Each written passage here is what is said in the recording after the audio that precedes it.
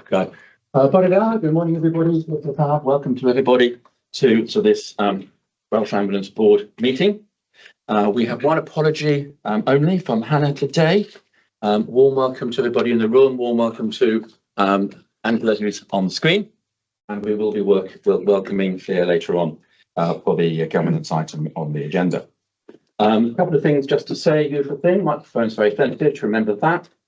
We're no longer streaming live in the way we used to do. We're now using Teams Town Hall, which means that people can, if they've got the link, connect in live. Otherwise, they watch the recording.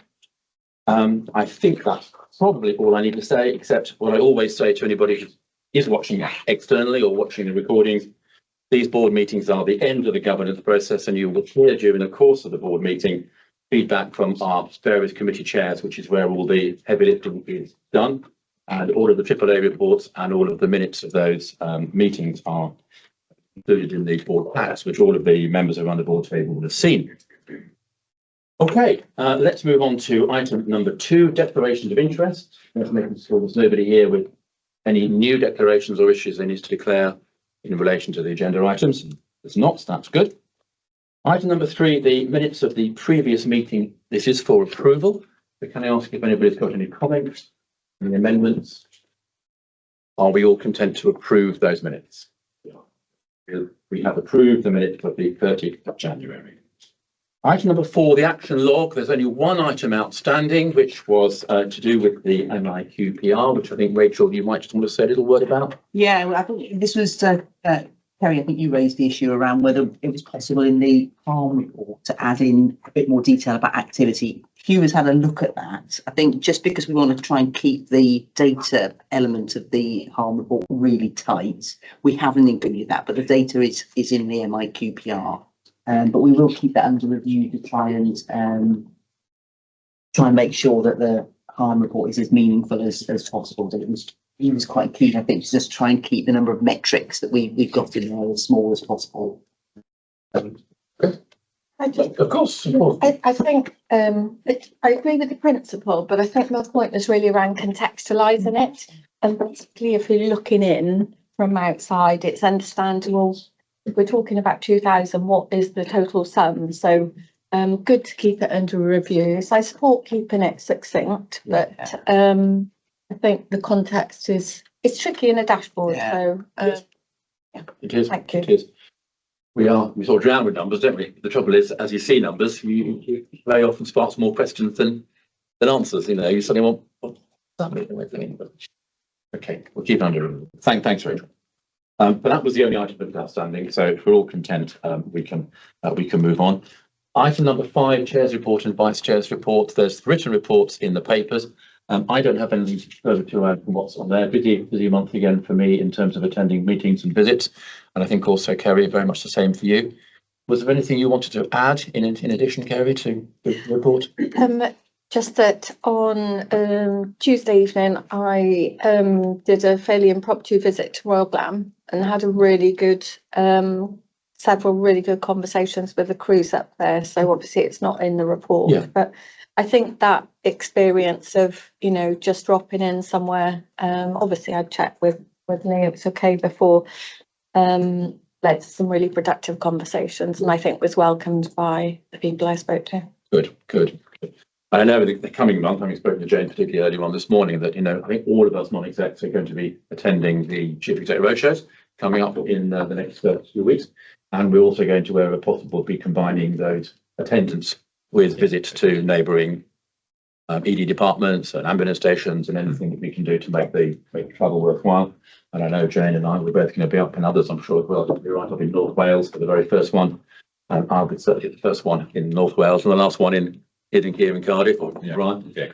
I know my colleague going to be joining us there as well. So that will be another opportunity for us to interact with crews and with staff. Okay. There are a couple of other things I would mention, but they're all come up on the agenda, so I'll leave it until we reach those agenda items. So we move to item number 6, which is Chief Exec's report. Great, thanks, Chair. So as usual, I'll just pull out a couple of items from the paper which appears in the bundle, and then happy to take any questions. So if I can start on page 3. And the second and third dot point from the top, this references the Cabinet Secretary's visit recently and also the ALF conference. Colleagues will be aware that the Cabinet Secretary spent a day with us about 2 or 3 weeks ago. He spent some time in the contact centres observing the 111 and the 999 contact centres, talking after into calls and talking to colleagues in our clinicians in contact centres, and then spent the afternoon on a frontline ambulance locally in the southeast. I think it was a productive day for the Cabinet Secretary, and certainly feedback that we had from officials and I had talking to him with colleagues over lunch on that day was he found that particularly useful and insightful into some of the changes that we've already made and we have in the pipeline. And of course, that visit took place prior to the announcement the following day, a couple of days later, in regards to the outcome of the task and finish group that the Cabinet Secretary had convened to review the status of the current red target. Colleagues will be familiar with the outcome of that. We'll get a bit more of an update on the transformation programme from Rachel later on in today's meeting. The task and finish group is continuing to look at that specific task and finish group is continuing to look at the remainder of the current categories over the next couple of months. We expect to see announcements in due course in that regard. The third bullet point I just want to pull out at the top of page 3 was the ALF conference. So this is the Association of Ambulance Chief Executives Ambulance Leadership Forum. It's the only and premier conference for the ambulance sector in the UK. Attracts somewhere between 400 and 500 delegates, largely from the UK, but also international delegates too. And there were colleagues from Canada, Australia, Papua New Guinea, and other international jurisdictions attending the conference. We presented a number of sessions, but the one I just want to draw out, which I'm particularly proud of and pleased to say that we were able to deliver, was a joint one with our trade union partners on our approach to social partnership and the journey we've been on in terms of our trade union and kind of leadership management partnership over the last few years. Colleagues were able to join us on stage, Hugh, alongside Christian, talk about the work that we've jointly done and the journey we've been on. There was a good attendance in the room for that event, which was great to see, and a number of questions from the floor followed. So I don't know, Angie, Hugh, if you want to say anything about that, but I think it's worth marking that as a bit of a milestone event for us.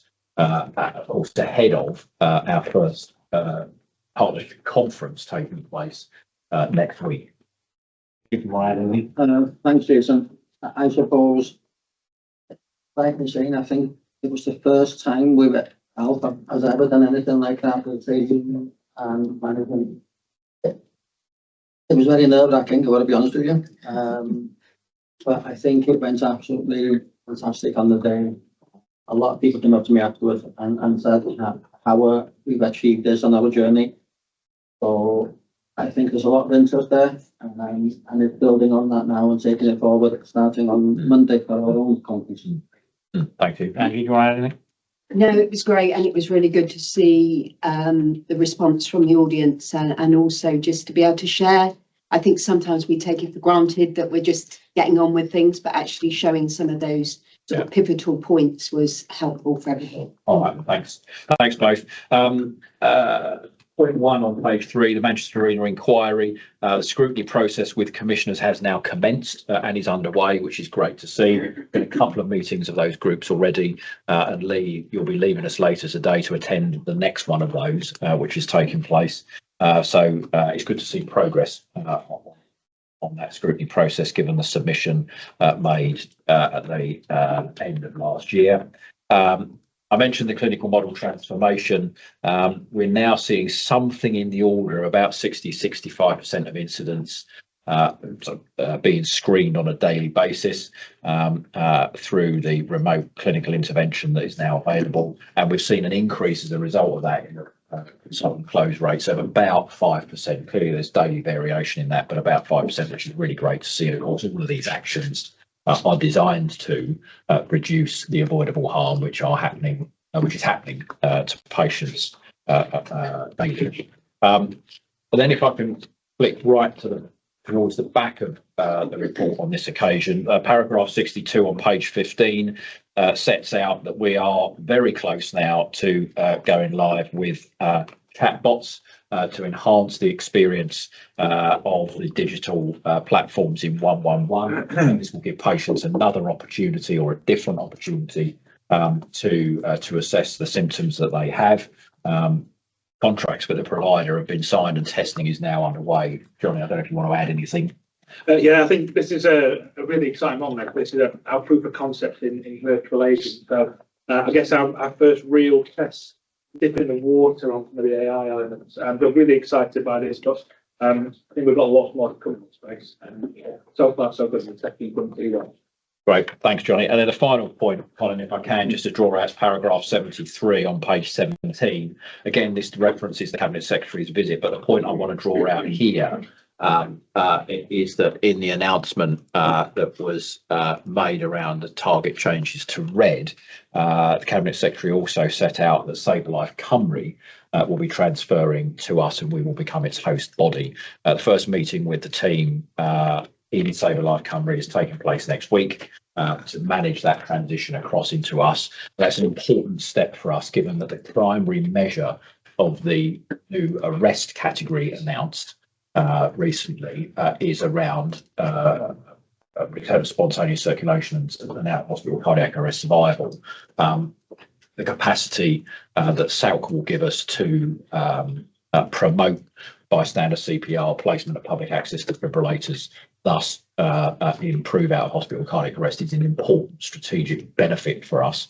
So I'm really pleased that we are to host Save Life Cymru from April. Andy, I don't know if you want to add anything there. No, I think pretty much probably Jason, what Mike said in terms of being able to join the dots between our respective organisations. I think we can such an opportunity there. We have some work plan in the next couple of weeks, bringing the two clinical team together with SALC, but put all the ideas together into one action plan in terms of what we're going to do. So that's been a real opportunity, I think, to grab something from.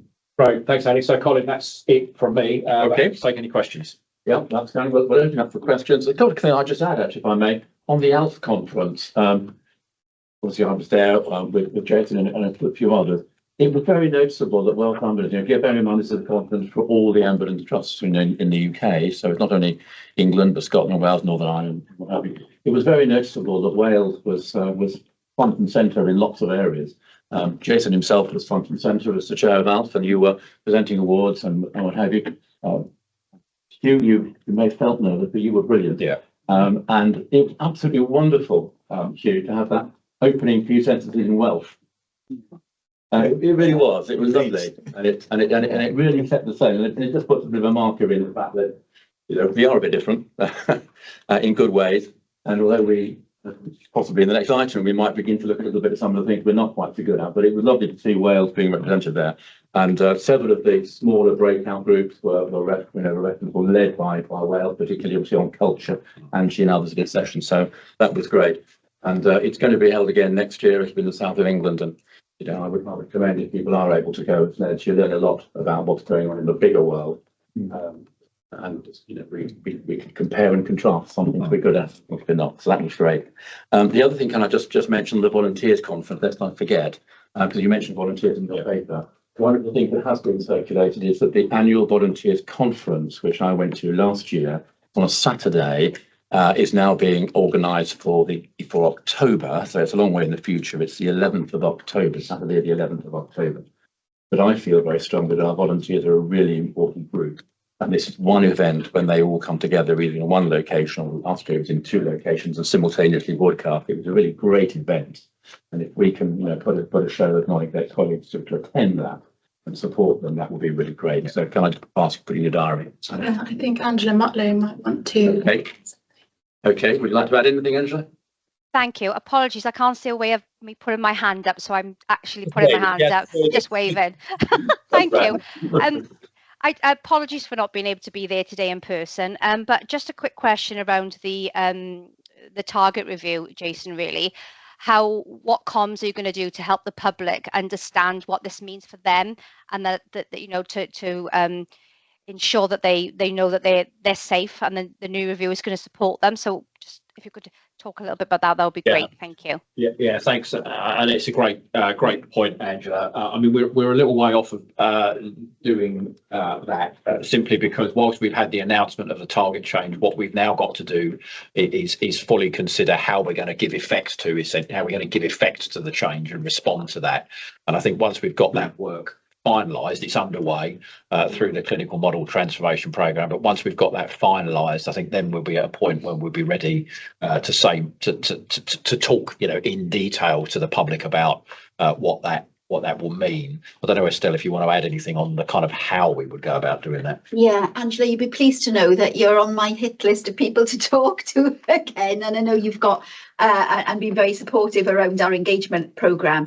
I was just talking to colleagues yesterday because there is a work stream that is now looking at this in detail, and there's kind of two things that we're doing, I suppose. We're still continuing the clinical engagement, particularly with clinicians and other colleagues outside WAS, to make sure that we've got all the opportunities that we need lined up and we've got options for collaboration. But then we've got the work stream around how are we going to engage and communicate with the public, and what tools can we use that are going to be most effective, recognising that for many people they don't know what happens behind the scenes now.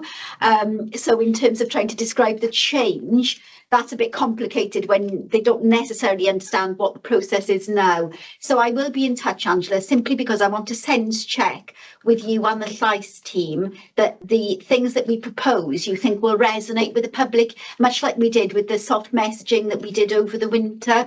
So stand by, it's coming. Lovely, thank you both. So looking at it, any other questions to Jason? I know Rhiannon wants to come in, so Rhiannon go first. And then Kerry was before. Kerry was first. Why then? Kerry go first.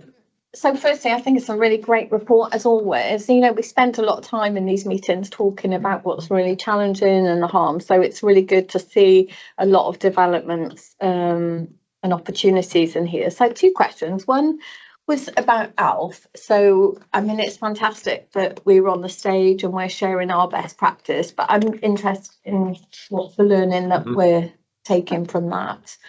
And then my other question was on point 75 around the RPBs. So great that we're around the table. I'm just interested at a really high level, that's a strategic collaboration, what that delivers, what the opportunity of that is. Okay, let's take them in reverse then. So Estelle and Rachel are our kind of reps across the RPB. So I'll hand over to colleagues to talk to it. Yeah, thanks, Kerry. Good question. So the good news is, and I think I've spoken about this at length before, we've historically not been on all of the RPBs, but we've literally just had an invitation to the Gwent RPB in the last couple of weeks. So we're just finalising how we'll be represented. So that's the first good bit of news, that we'll now be represented on the Home Wales footprint. In terms of the collaboration opportunity, I think we've probably been a bit tame around that. Historically, we've had some good support, ironically, particularly from Gwent, because they funded the original mental health response vehicle.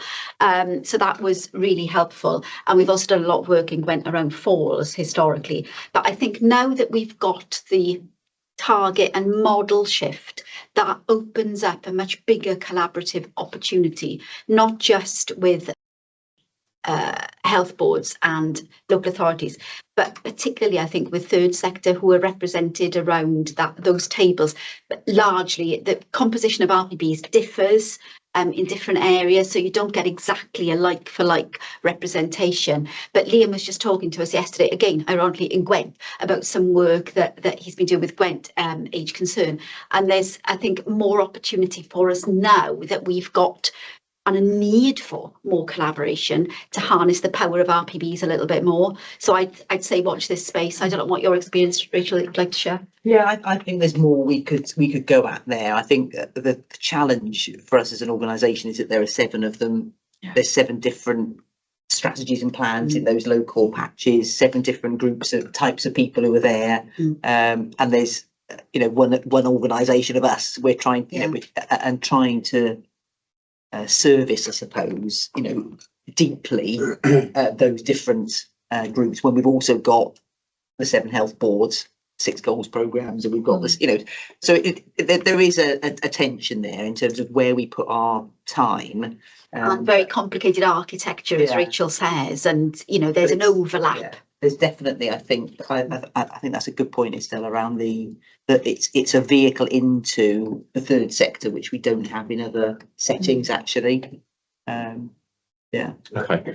Then on the ALF question, Kerry, I'll ask colleagues around the table that were there just to give their reflections on the kind of learning from it. I don't know who wants to jump in first.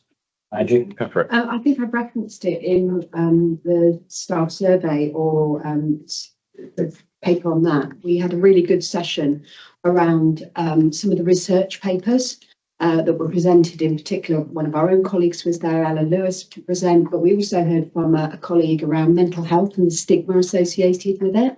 So we've linked up with those outside of the meeting because we're going to do some more work with them. So for me, that was one of the sort of key takeaways. Okay. Anyone else want to jump, Andy? Yeah, so the day before the conference, we had a joint meeting with the Chief Paramedics Group, NASMED, and National Directors of Operations Group as well. They were talking about transformation and some more collaborative work between the 3 respective groups, and where I presented at that group around some of the work we were doing and the reasons why. And there was such good feedback in the room. And you could tell some of the things we were proposing here in Wales is a real step change in the country in terms of where we're leading on that, but there was a significant amount of interest within the room, so I know all of the opportunity there. Rachel, finally on that. Yeah, and the other thing I took away was the volunteer work. So Jenny, our volunteer manager, presented, so that was a really great opportunity to showcase the really good stuff we're doing around community welfare responders. But the ACE kind of volunteer team were also, I was talking to them about actually expanding again. I think as we near the refresh of our volunteer strategy, particularly linking in with the new target, how we see a wider role for volunteers across the nation in terms of becoming that nation of lifesavers, etc. So I think there's some great opportunities there that were coming through from different people I spoke to. Yeah. Somebody wants to come in. Yeah, thank you. I think there was a great deal of conversation on digital, as you'd expect, particularly around it being one of the health and social care's pillars that they talked about. A couple of observations from me. AI, everyone was discussing AI. I think there's a true opportunity for us to collaborate across sector, so we're not all chasing the same ball at the same time, so to speak.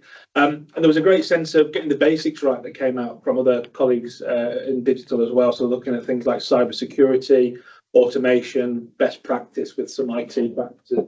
So yeah, a lot that we can learn and share as well there, Chair.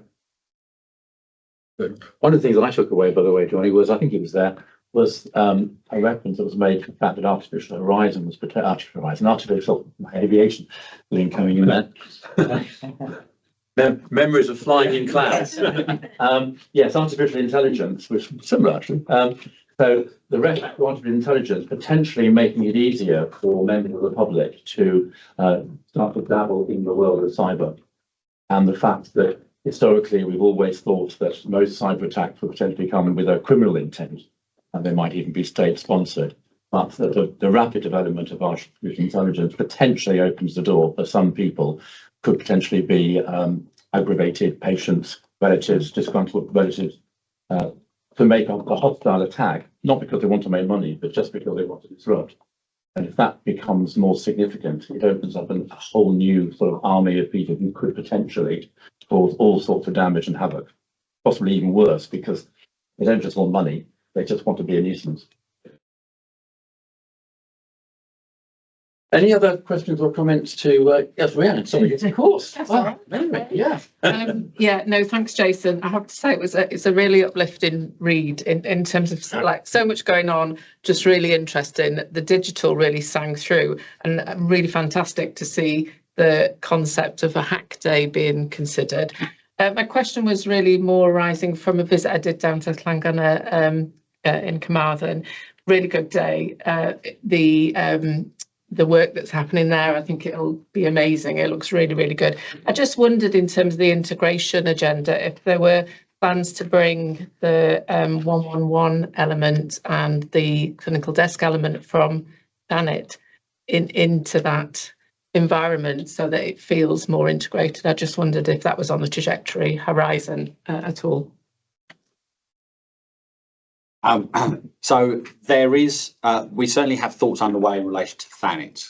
Now, whether that's the staff move to Llangonna or to Matrix is still something that we're working on from an estates perspective. I think there are pros and cons, aren't there, in terms of physical togetherness. But also being able to achieve that virtually, because of course what we are seeing is more and more of our services delivered on that virtual basis. But what we do know is Thanet is not a great piece of estate for us, and we have work well underway in relation to alternatives to Thanet.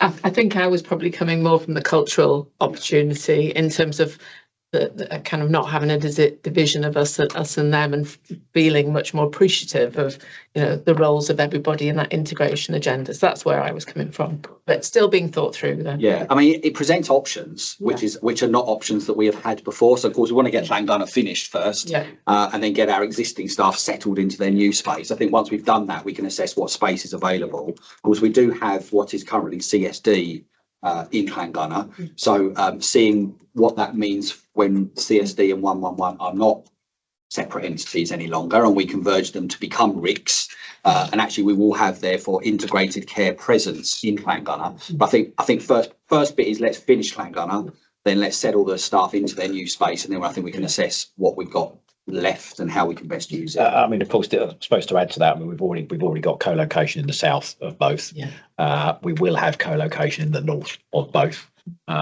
later this year. Albeit on separate floors. This is what I mean around the virtual connection. I mean, it would have to be a huge flat floor, you know, a huge floor space just to put them all in one place. But we've got co-location going on.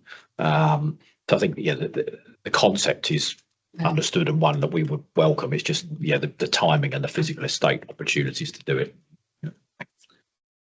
Good. Any other final questions, comments to Jason? I would just mention on the theme of Welsh ambulance being kind of identified as ahead of the pack in many ways. We talked about that in Alf, but in another setting, and I'll mention it now because I'll probably forget if I don't. One of the meetings I went to this last few weeks was an all chairs meeting in Wales held with Cardiff.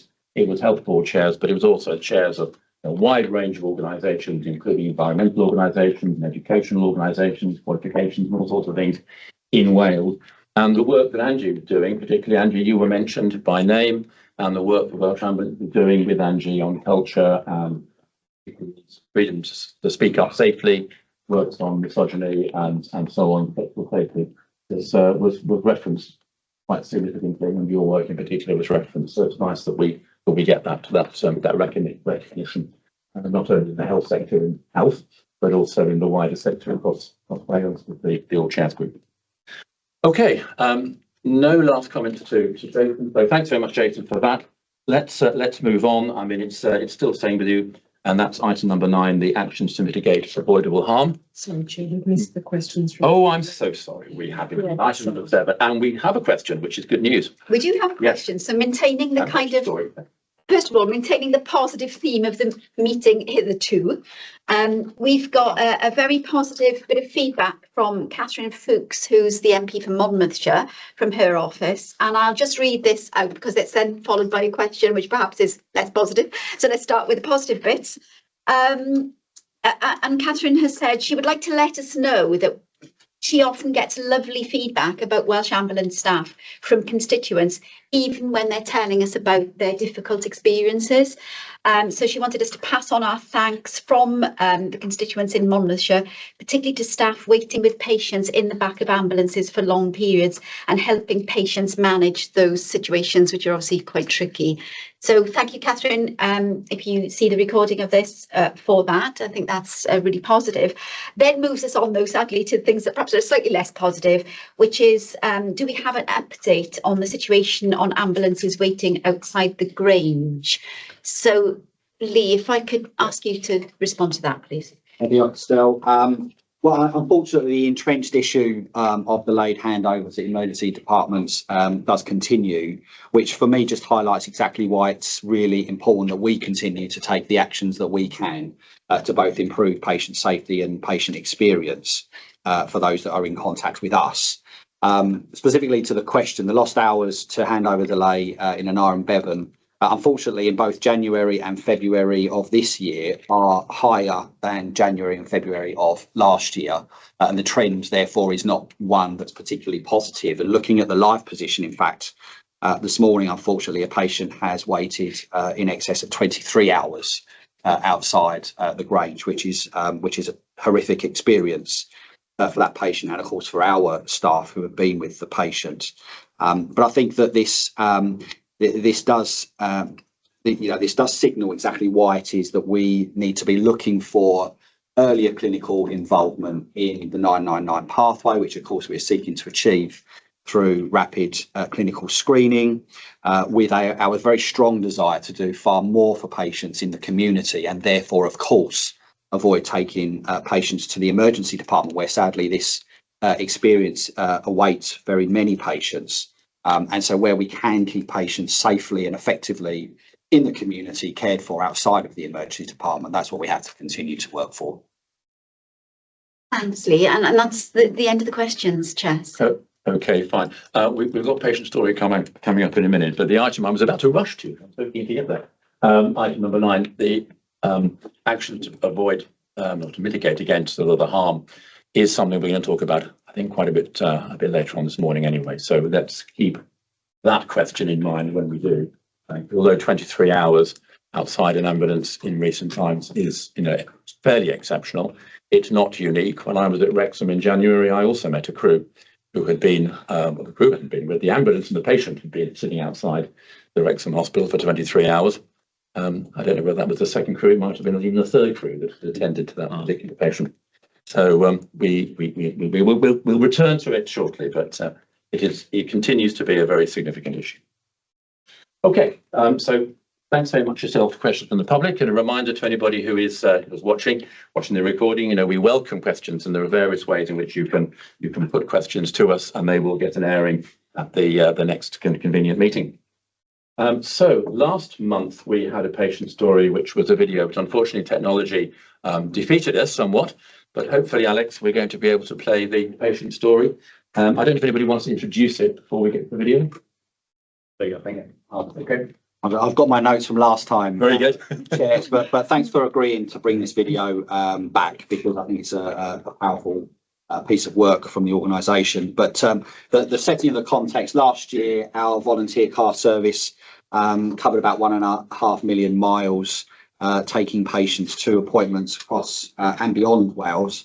A proportion of our service users are, of course, regular users of transport services, often at very difficult stages of their lives. And, of course, particularly thinking about those patients in receipt of renal treatments and oncology patients. Cancer touches many of our lives, and oncology patients frequently require regular and intensive treatment. And so in an effort to enhance their transport experiences and, of course, make volunteering more rewarding for our drivers, we engaged a pilot which seeks to pair or to buddy a volunteer car service driver with a patient for the period of their oncology treatment. So in this video, we will hear from one of our volunteer drivers, Howard, a patient, Michael, and one of our supporting staff, Nicola, about the pilot and its impacts. Yeah, thank you. I've been driving for the voluntary car service for nearly 6 years now, and I basically work when I feel like it, and it's working out really well. Sometimes I take a couple of months off and then I'll go back to it, and it's been like that ever since. Our volunteer car drivers do an amazing job taking patients across Wales to and from their hospital appointments. I went about using that transport because of my cancer, my prostate cancer, to travel to Llanllwyd. I've recently been involved in a project that improves the service that we offer to our oncology cancer patients.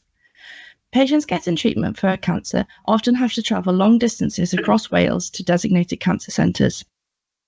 And we went to Glanllwyd, but it took like 2 hours, and I got no control of my bladder, and I have to have pads, and I felt uncomfortable going in the car, my pad in the car, but it took like 2 hours. Part of my project is to match patients to volunteer car drivers. This means that the patients have the same drivers taking them for their oncology treatment. After the first couple of days, they felt at ease because they started to get used to the driver, me in this case. And in fact, you actually get to know them a little bit, and we're actually got each other's phone number, so if there's any issues, you can phone each other up, all this sort of thing, which you wouldn't normally do if you're getting a fresh driver every day. I felt, going with Howard, it was a personal touch as well, and we would get there in 3/4 of an hour, and it was nice to go there and not having to empty my bladder in the car. For the patient, it means that they know who's coming to collect them, when they're coming to collect them, and they get to know their driver. For the volunteer drivers, it means that they get to know their patients, understand them a bit more, and able to assist them better with their needs. It was nice. It was nice, and having to go with other drivers, picking people up, and not going all around the houses. This way, you know where you're going, what you're doing, for maybe 3, 4, maybe 5, 6 weeks ahead. Howard came in plenty of time to get me there on time, never late. Go in there, and even he stayed actually in Glanllwyd sometimes, rather than go home or do pick other people up, and he would wait for me there. So you're not working all day. You're going to pick the patient up. You're then taking them to the hospital. You're then waiting for them while they have their treatment, and then you're taking them home again. Anybody undergoing treatment for cancer has a lot on their mind and a lot to worry about. These patients, by getting to know their drivers, knowing who to call if there's a problem, knowing who's going to show up to pick them up the next day and when they're going to turn up, means that transport to and from their appointment is just one less thing for them to worry about. Something which I wasn't expecting was the satisfaction of helping other people.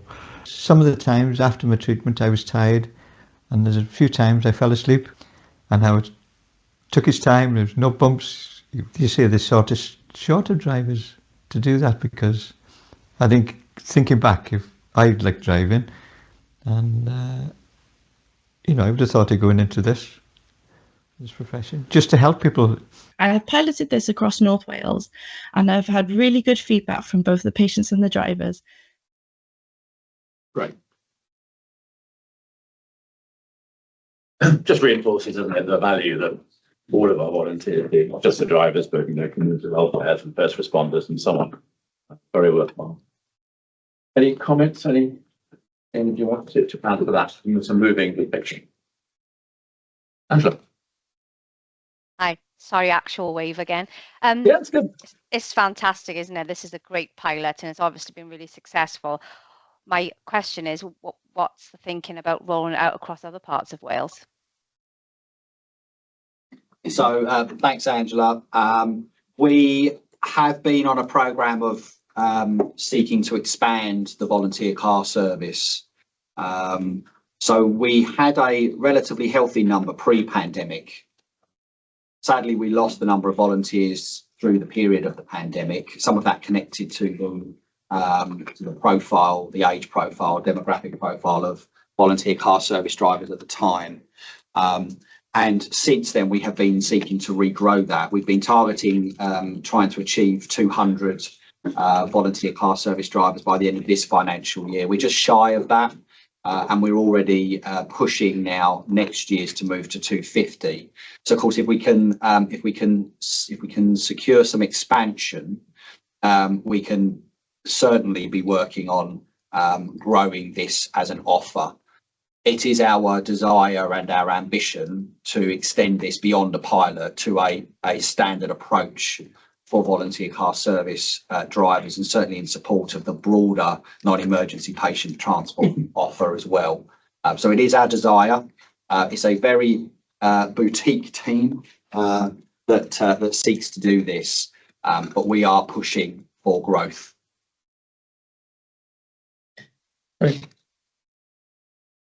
I have got one question. I think it's great. So please take this question in that spirit. I really do. But obviously these are the most vulnerable patients possible, and they are with these individuals for prolonged periods of time. So my question is going to be around how do we empower the patient to really feel safeguarded, that they can speak up and understand what to expect and what not to expect, so that they can be safe, basically.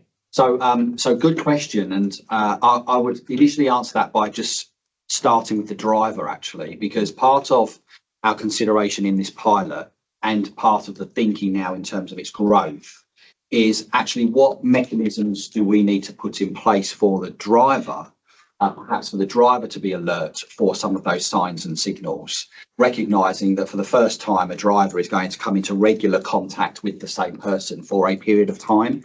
So we are alert to, I think, the issue in which you're alluding to, and have certainly given that thought to what are the skills, number one, what are the skills for the driver, but also number two, thinking about the welfare and well-being of the driver as well, of course, because as we know, not all treatments are also successful, sadly, and so there could be those consequences for the volunteer as well. So hopefully that gives you a bit of a response from the lens of from the volunteer, which is something we've been very much tuned to. And yeah, and just to complement that is the intercollegiate guidelines for vulnerable adults have shifted this year, as you'll be aware. So we're doing a review at the moment across the organisation of what does that mean for us for all of our people, so kind of across the whole organisation, and how can we make sure that those vulnerable adult training opportunities are better targeted. So what the intercollegiate guidelines will give us is an opportunity to think much more imaginatively, actually, about the service that we're providing, who is providing the service, and how we might modularize the training to better meet the individual staff or volunteer members' needs, as opposed to just a blanket kind of approach. So I think the work's going on between the teams there is pretty comprehensive. Thank you. I think there is something about empowering the patient, though, to be able to protect themselves. That's by giving information to them, isn't it, in terms of what to expect? Sorry, thank you. Good. Yeah, Kerry, you want to come?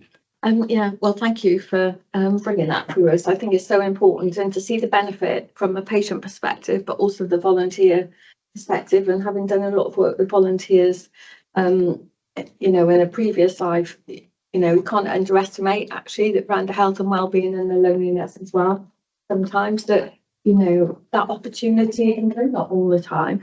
My question, and actually also goes a little bit back to Rachel's point about, the opportunity in the future is the collaboration across health boards and the charity sector to share volunteers. And I know there's been a project going on in this space, and understandably we have to be cautious, because of training and checks and whatever. But if we want to be really ambitious in this space, I think exploring collaboration, deeper collaboration with partners to share volunteers would be helpful.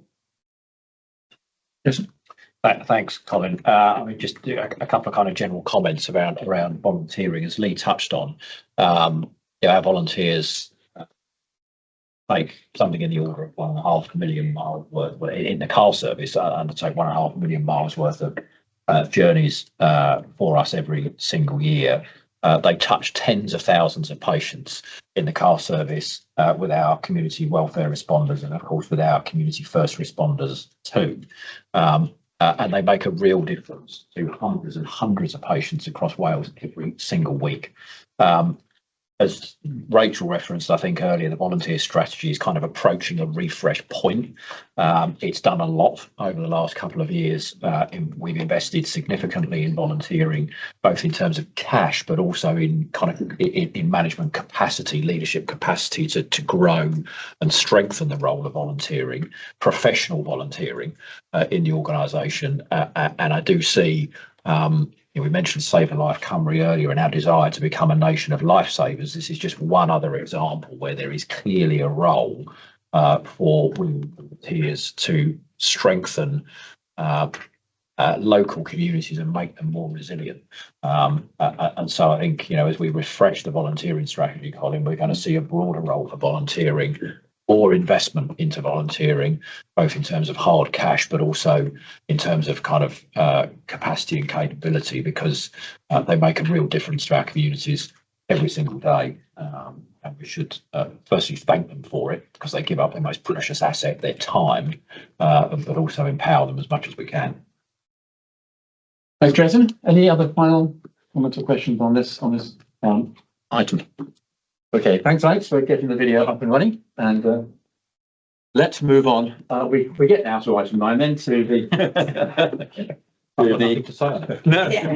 I don't think that's true. It's not true. So we come back in a way to ambulance handovers delays and delays in reaching people in the community, the actions to mitigate the avoidable harm. Jason, do you want to kick this off with your paper, and then we'll take first and have a discussion about this? Sure, thanks, Colin. So we've got the paper before us, which is the refreshed style that we saw on the first occasion a couple of meetings ago. In terms of the text of the paper, I'm not going to talk to that, other than to just, I guess, highlight the fact that we've got a number of moving parts at the moment. Two in particular, which is just worth having in our minds when we look at the data. One is changes to the clinical safety plan, so the can't send process. And so we've deliberately taken a decision to bring and hold a lot of activity, hundreds of patients every week, which we were previously saying we are unable to respond to. We've consciously taken the choice to bring that in, hold that activity, hold those patients, hold that risk, manage that activity with changes to the clinical safety plan. So we're seeing activity shifts in some of the data and the charts in the paper. And of course, the other key change that's happened in the last 6 to 8 weeks is the gradual implementation of rapid clinical screening again. So changes in how we're flowing work and what our clinicians are doing. So it's just important to have that in our minds when we look at some of the data. I'm going to go to the dashboard if I can, and just talk to some of the numbers in there, because that also draws out the narrative from paper. I previously mentioned the increase in my overall the top of the meeting, Colin, the increase we've seen in consultant flows. That's shown in the chart at paragraph 10, where essentially we've seen a gradual increase in consultant flows as we've turned on rapid clinical screening for a range of categories that we have, seeing about a 5% increase on where we were before we started. Points on the dashboard I just want to draw out in the context of everything I've just said. The number of red patients, of course I'm talking about the current category that's in play, the number of red patients that we've got to in 8 minutes in January and February, and there's of course caution here, February is a short month, so that's just but worth having in mind when we look at the numbers, the total numbers here. In January we got to 22% more patients in 8 minutes than we have in the rolling 2-year average, and whilst of course we haven't hit the 65% current 8-minute target, it's just important to remember that the total volume of patients that we're getting to in 8 minutes has grown, and it's 22% more than it was than the rolling 2-year average, up 8% in February, recognising of course that's a short month. On the other side, on the right hand side, I just want to draw out two further measures, and that's around handover. I do this because this is the single biggest issue for us in terms of our ability to respond in a timely way to patients in communities, and it is the single biggest driver of the avoidable harm that we're seeing. We know that handover delays, emergency department handover delays arise as a result of pressure right across the urgent and emergency care pathway, and indeed out into adult social care. But of course the consequences, patients delayed in ambulances, our crews, our people unable to respond to patients in the communities, deliver the great care that they joined for, and of course long delays for patients waiting in communities for us to arrive. In January, there were 27,000 hours worth of emergency ambulance cover lost to emergency department handover delays. up 22% on the 2-year average.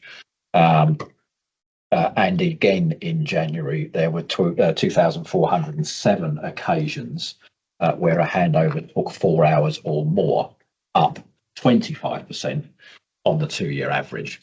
So it just signals, I think, Colin, the substantial pressure that is in the system, which of course we are a key part of. And whilst we've taken action to be more efficient, roster changes previously, changes to how we flow work, and other actions, including improving attendance, they're not sufficient to ameliorate the scale of the capacity loss that we continue to see across the system as a result of that pressure in urgent emergency care.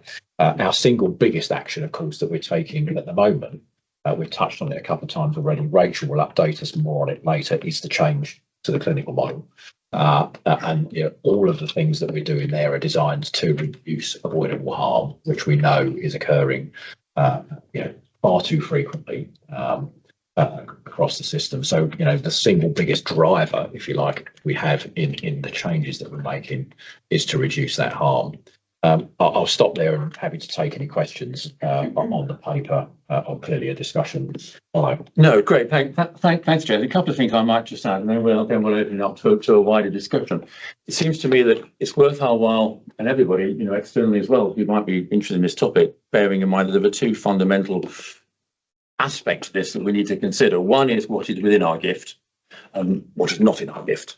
What is in our gift are the things that we can do to help be as effective and as efficient as we possibly can, and the changes in the way in which we triaging calls, we're trying to maximise the effectiveness of the ambulances that we've got, are all beginning to have an impact, and it's a measurable impact, and we're seeing that already. But the truth of the matter is that whilst that is having an impact, it is a relatively small impact considering the number of lost hours because of all the things which are outside of our control. And you were mentioning January with 20-something thousand lost hours. One of the numbers which really struck me, which we received the other day, was just looking at the variation across Wales, because it actually isn't exactly the same across Wales. Different areas are doing different things. And we know that there are some health boards, one health board in particular, who has made a real concerted effort to get ambulances and to get patients moving swiftly through their ED departments. And of those 27,000 lost hours, only 800 or thereabouts were actually apportioned to that particular health board.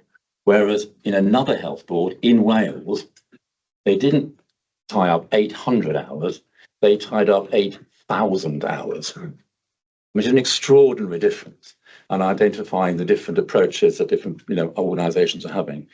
And also, if you look across the border into England, ambulance handover delays have been a factor of all ambulance trusts. It was a big factor in the ALF conference, which we've referenced earlier. And it's interesting that in England, and I think we'll probably hear from a couple of people around the table who've got connections in England, they seem to have moved a bit further. Whereas our average handover time in Wales at the moment is about 2 hours, very varied, as we can see from those 8,000 hours playing 800. The average across Wales is around 2 hours. It does vary, but around 2 hours is the average handover time for a patient in Wales. The average in England is 32 minutes. And it's very stark. Something somewhere which is far beyond our control. So all the things that we can do around rapid triaging within the call centre, it helps, but it's not helping to move the dial significantly. Something external needs to happen in order to do that. Okay, well, with that background, we'll open it up. Rachel. Yeah, I just thought it might be helpful to just add in terms of the context that at the same time that the Cabinet Secretary announced our new performance framework, he also announced a kind of a national, highly important kind of task force, a task group, clinically led, that is aiming to address those things that are not in our control, as you say, that are kind of within the health board's remit. That task group has commenced. I attended for Jason last week. So that's got very senior clinical representation from health boards, with a view of acting quickly to try and reduce those handover times and numbers this year and before next winter. Clearly that'll be work in progress, and we'll wait to see the outcome of that. But we are involved in it, and the CABSEC has given a commitment in as far as, you know, he set this group up with an expectation of improvement. So that's a positive, I think, from the systems perspective. It is, Rachel, thanks. And I think what we should actually do is we should ask maybe Jason that over the next couple of months, as we get this report, which we get every month now, we maybe have a section which relates to the progress that's making, because that is such an important initiative. Because, you know, it is beyond our control to influence what goes on in the wider system. The only people who can do that really is Welsh Government and NHS Wales, and that's the group which is doing that work. So we must, you know, encourage them to do this, and it's in everybody's interest, ours, but most importantly patients, that this is successful. So I think we should get a feedback on how that is going. Yeah, I mean, we certainly put a narrative in this paper on how that group is progressing. I think there are other touch points, with colleagues both in government, the civil service, politicians, and also NHS that we have, where we are seeking to influence. Of course, we are improvement, change, action in this regard. I mean, there'll be one next week where there's essentially a workshop or a session to look at winter just gone, what work, and start to plan for in the planning process for next winter, identifying some key kind of headline actions. So that's taking place next week. So we can certainly report on all of those touch points where we're seeking to influence and apply gentle pressure to colleagues to deliver improvement. No, I think I'll come to say that. I think that's right, and I think that, you know, we have an obligation to keep the spotlight on this, and I'm very regularly reminded of the comment that was made to us in our structured assessment. I think the first year that I was here, a couple of 2 years ago now, about the fact that we've been watching the problem with ambulance handover delay continuing, you know, month after month after month. And the challenge that was put to us was not to become complacent about it, not to get to a point of learned helplessness, was the phrase that they used. And I think we've been, you know, very careful not to do that. And I think we've evidenced that we've not done that by constantly looking to innovate on things that we can do in terms of, you know, reducing all the lost hours that have been our gift, the production hours, making sure rosters are as far as they can be, are flexed to reflect the maximum, you know, days and hours of need. And that we've really transformed the work that we're doing within the 999 call centre, the ones, and the push to for mental health, and so on and so forth. So I think we are demonstrating that we certainly haven't reached a point of learned helplessness, and that we absolutely are doing everything that we can. But the fact remains that the move from a 2-hour turnaround time to ideally a 45-minute or even a 30-minute handover time is not within our gift. And it's good now that focus is beginning to be seen again outside, and I think we just need to keep that light shining on that. The other thing I'd just like to mention as well, and I know we do this, but, you know, let's just keep it in our minds, that on average it is reckoned, and I know there's no absolute proof of this, but it's reckoned that about 500 patients a month in Wales are coming to some kind of harm because of these handover delays. And some of that harm, I suppose, is, and I'll look to seek for Liam for confirmation, but some of this harm is occasioned because people are staying in an ambulance, and any patient that's lying in an ambulance for 23 hours is clearly not an ideal place, even though they're surrounded by care professionals, because ambulance beds are not designed for people to lie on for 23 hours. So there's all sorts of potential harm and issues coming as a consequence of that. But in a way, almost more significantly, is the fact that if that ambulance was sat there for 23 hours, how many people in the community could that ambulance have reached if it had been able to hand over in 30 minutes? And we know that by shift. Most experienced ambulance people have told me that they would normally have done, 7 or 8 calls in a shift. So if an ambulance is stopped for 23 hours, it's 2 shifts. That's 16 patients that might have been seen in better times.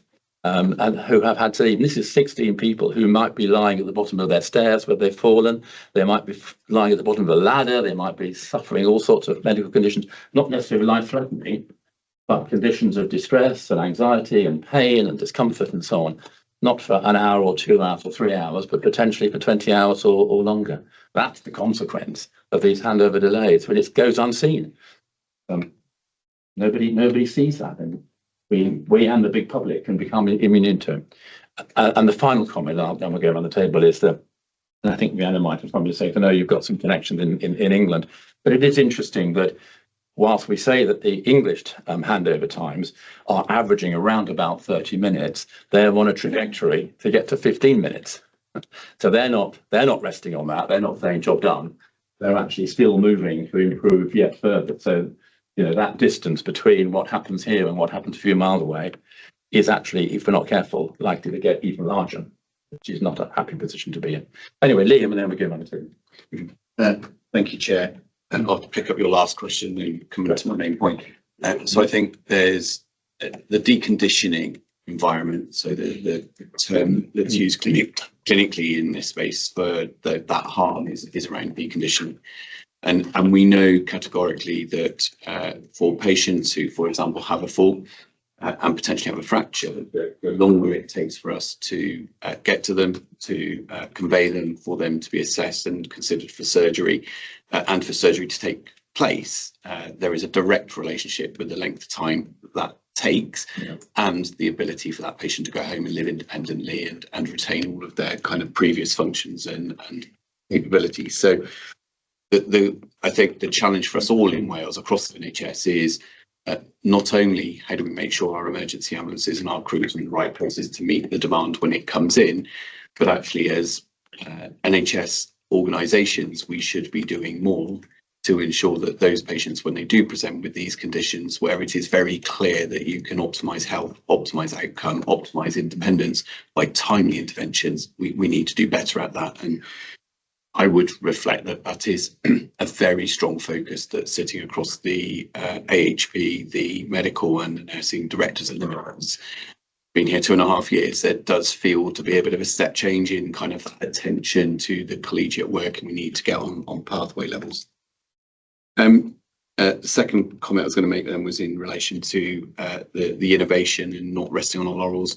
I just want to reflect on Lee and I both hosted 2 halves of the CCC secretary visit, and certainly my sense was that the cabinet secretary went away with a much greater understanding of the capability of this organisation, a greater understanding of the deliverability of this organisation, and a greater understanding of the frustration that there are things we know we could do for Wales on a once for Wales basis that would reduce harm, would improve patient experience, would improve staff experience, and to which we sometimes find it incredibly hard to get the traction that we think we should have. So I am hopeful that the group that Rachel and Jason are a part of will help us to exploit that fundamentally and move into those spaces where I would reflect. I did a slide deck after 4 weeks here that went to Jason and went to the Chief Nurse of Wales, and I'm still talking about the same 4 weeks now at the same level as I was then, with the evidence base just having got stronger and stronger for the things that we should be doing. And then my final comment is on the comment that Jason made, and it kind of reflects something that you said, Colin. I don't think we can underestimate the ask we have made of our people in holding patients. This is not culturally normal for an ambulance service. So when we talk about ALF and when we talk about others looking at us, I think one of the most fundamental things that people are looking at us and trying to get their head around is that shift from being an organisation that attends, assesses, makes a determination. That determination may be to discharge on scene, to refer on scene, or to convey, to an organisation that is truly assessing, truly consulting, and holding care for extended periods.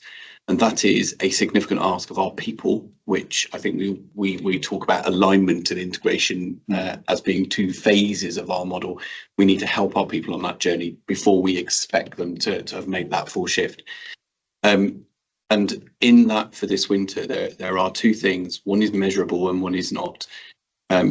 It is the case that we are going to see through Quest and through our reporting to Trust Board a higher level of catastrophic and serious incidents that are both reported and then validated.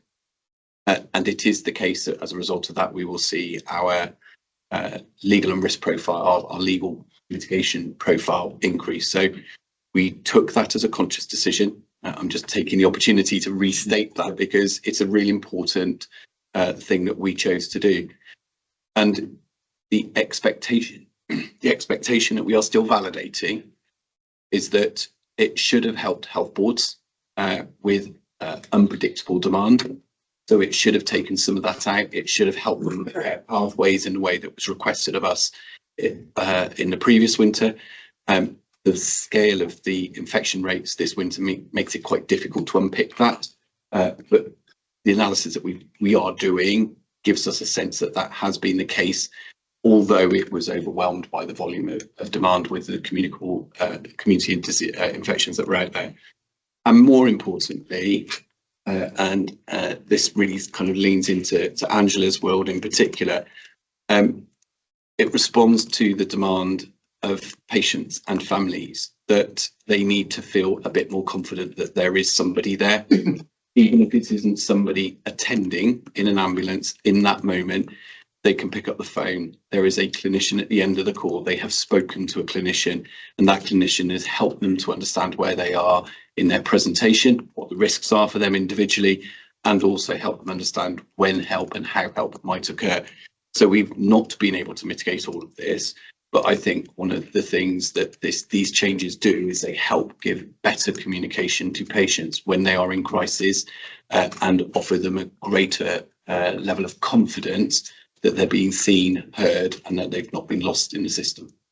Yeah, no, I agree. Whilst you were talking, I was just reflecting and thinking that you made the point that our staff, our ambulance staff, are not trained. They haven't joined this to become nurses and to become the long-term carers for many hours. And one of the things that struck me very much, and I hadn't thought about it before, one of the things that struck me talking to crews who have been looking after patients for 12 hours or even 24 hours in some cases, is the indignity for the patient of being in an ambulance during that 24-hour period or whatever. There are toileting issues, there are hydration issues, there are feeding issues, there are medical issues. Some of those patients will be very elderly, some of them will be frail, some of them will have degrees of dementia. Yeah. This is all very confusing, it's all very upsetting for the patient. And having to deal with those kind of care aspects, everyday care aspects for hours in the back of an ambulance, being helped and supervised by paramedics, is just not right. And the other thing that I was reflecting on as well is that so much of the activity of the ambulance service, which is seen by the public, is the blue light emergencies. And up until recently, a lot of focus has been on how long it takes us to get to the life-threatening emergencies.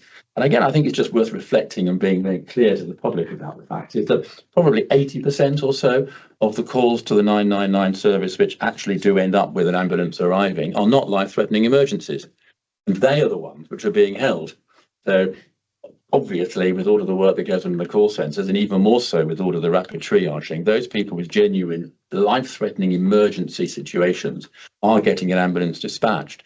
But such is the reduction in the numbers of available ambulances that they are the only ones which are getting that rapid response. And so actually it's the 80% of non-life-threatening, but nevertheless would become life-threatening, or certainly where there's a lot of pain, distress and anxiety. They are the people who, because of these long handover delays, are having to wait hours in the community. And that's where the 500 or so per month people, maybe even more than that are suffering, in some cases, catastrophic harm because of what's going on. Let's widen the debate anyway. And I think Rhiannon wants to come in. And I think Bethan was first. Bethan, sorry to have joined on. Thank you, Chair. My question's quite straightforward, I think. It's relating to paragraph 4 in the exec summary, where we obviously discussed the route plan that we submitted to Welsh Government and the fact that we have a week to summit that we'll attend now next week on Monday. And I guess the question for me is because the report in the diagram we have in the appendix, we're very familiar with that. Eye-watering numbers there. High numbers of people are continuing to experience avoidable harm because of the system pressures. We could talk about that forever. I guess what I'm saying is this is something different. How are we approaching that meeting, Jason, I guess is my question, because we've had a very difficult winter. Liam's already alluded to, you know, the challenges with the community-based infections, very, very high this last winter. It led to us, you know, declaring a critical incident in December, as we know, due to demand and the high levels of handover delays. So for me, how are we approaching this meeting? What are the key things we're hoping to get out of it? What are the key priorities, I guess, for us that we want to present and try to get some traction on? Okay, I mean, as you rightly say, Beth, and the paragraph 4 references the Winter Summit being hosted by the Cabinet Secretary on Monday next week. That's the session I alluded to earlier. I am attending that, as are chief executives from from health boards across Wales. We've been asked to prepare essentially a summary of how this winter just gone went, you know, what the lessons from it are. But rightly, I think my understanding is that the Cabinet Secretary wants to focus on next year, not what has happened, which is the right approach, I think. So we have set out in conversation with chief executives from across the system a small number of what we believe would be high impact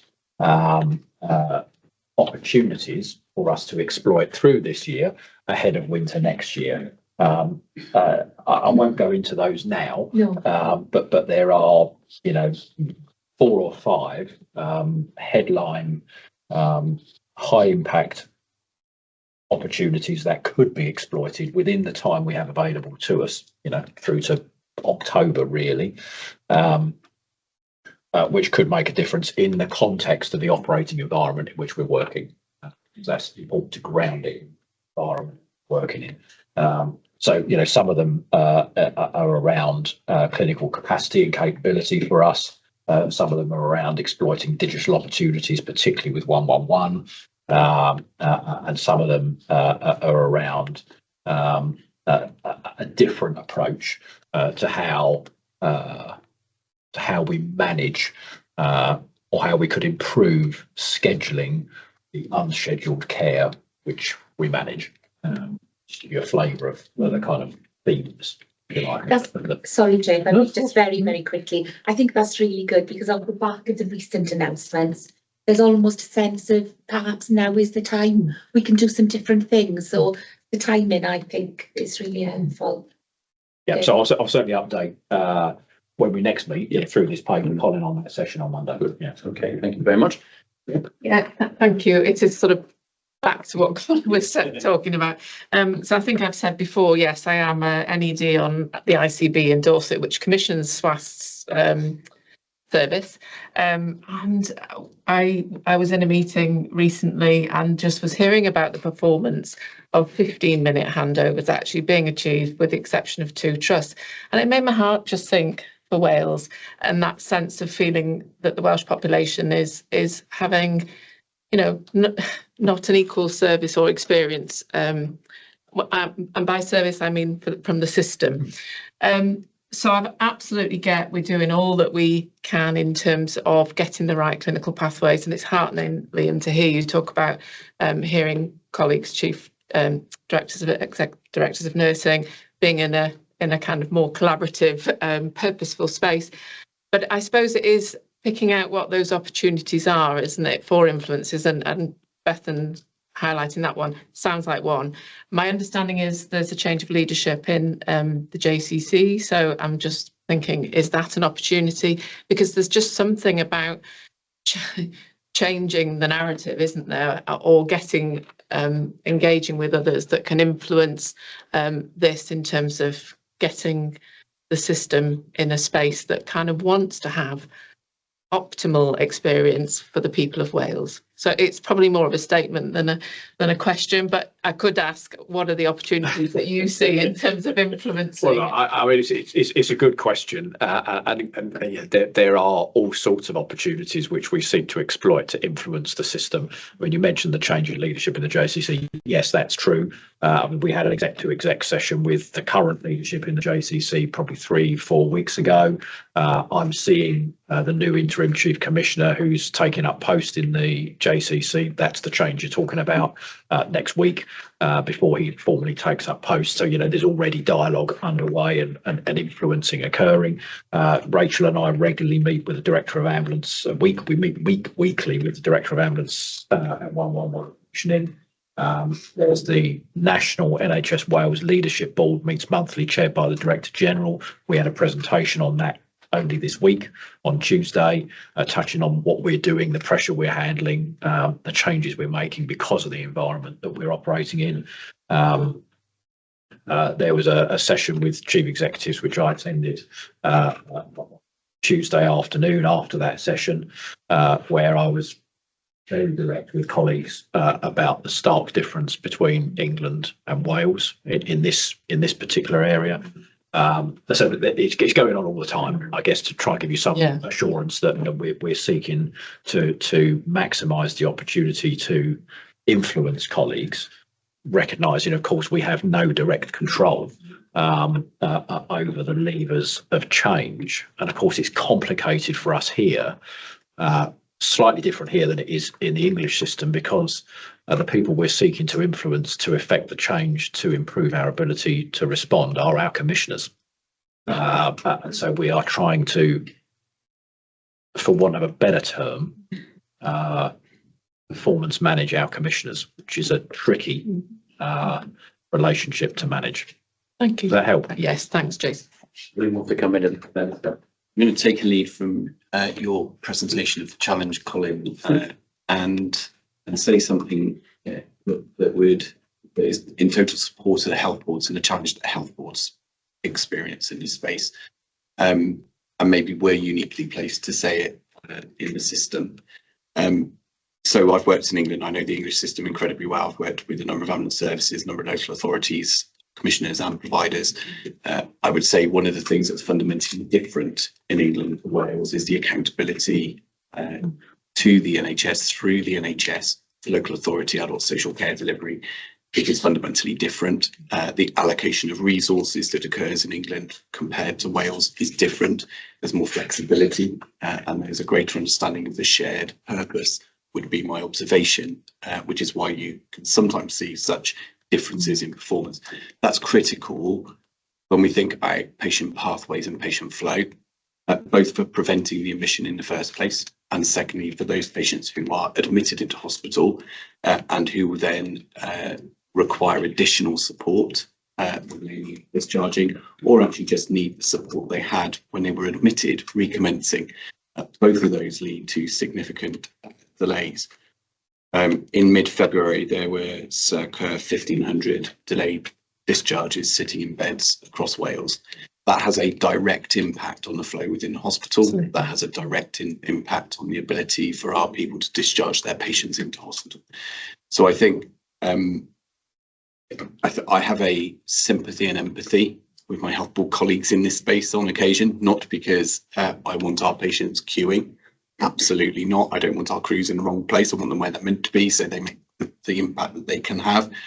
But I think there is something in the whole system, and what I'm hoping we see from the Cabinet Secretary is a real level of attention to that health and social care journey and how we make sure that patients, wherever they need support in the system and in their home, get it in a timely way, because that's the stuff that will make improvements in the quality of life that people can have post discharge or even while they're in the care pathway.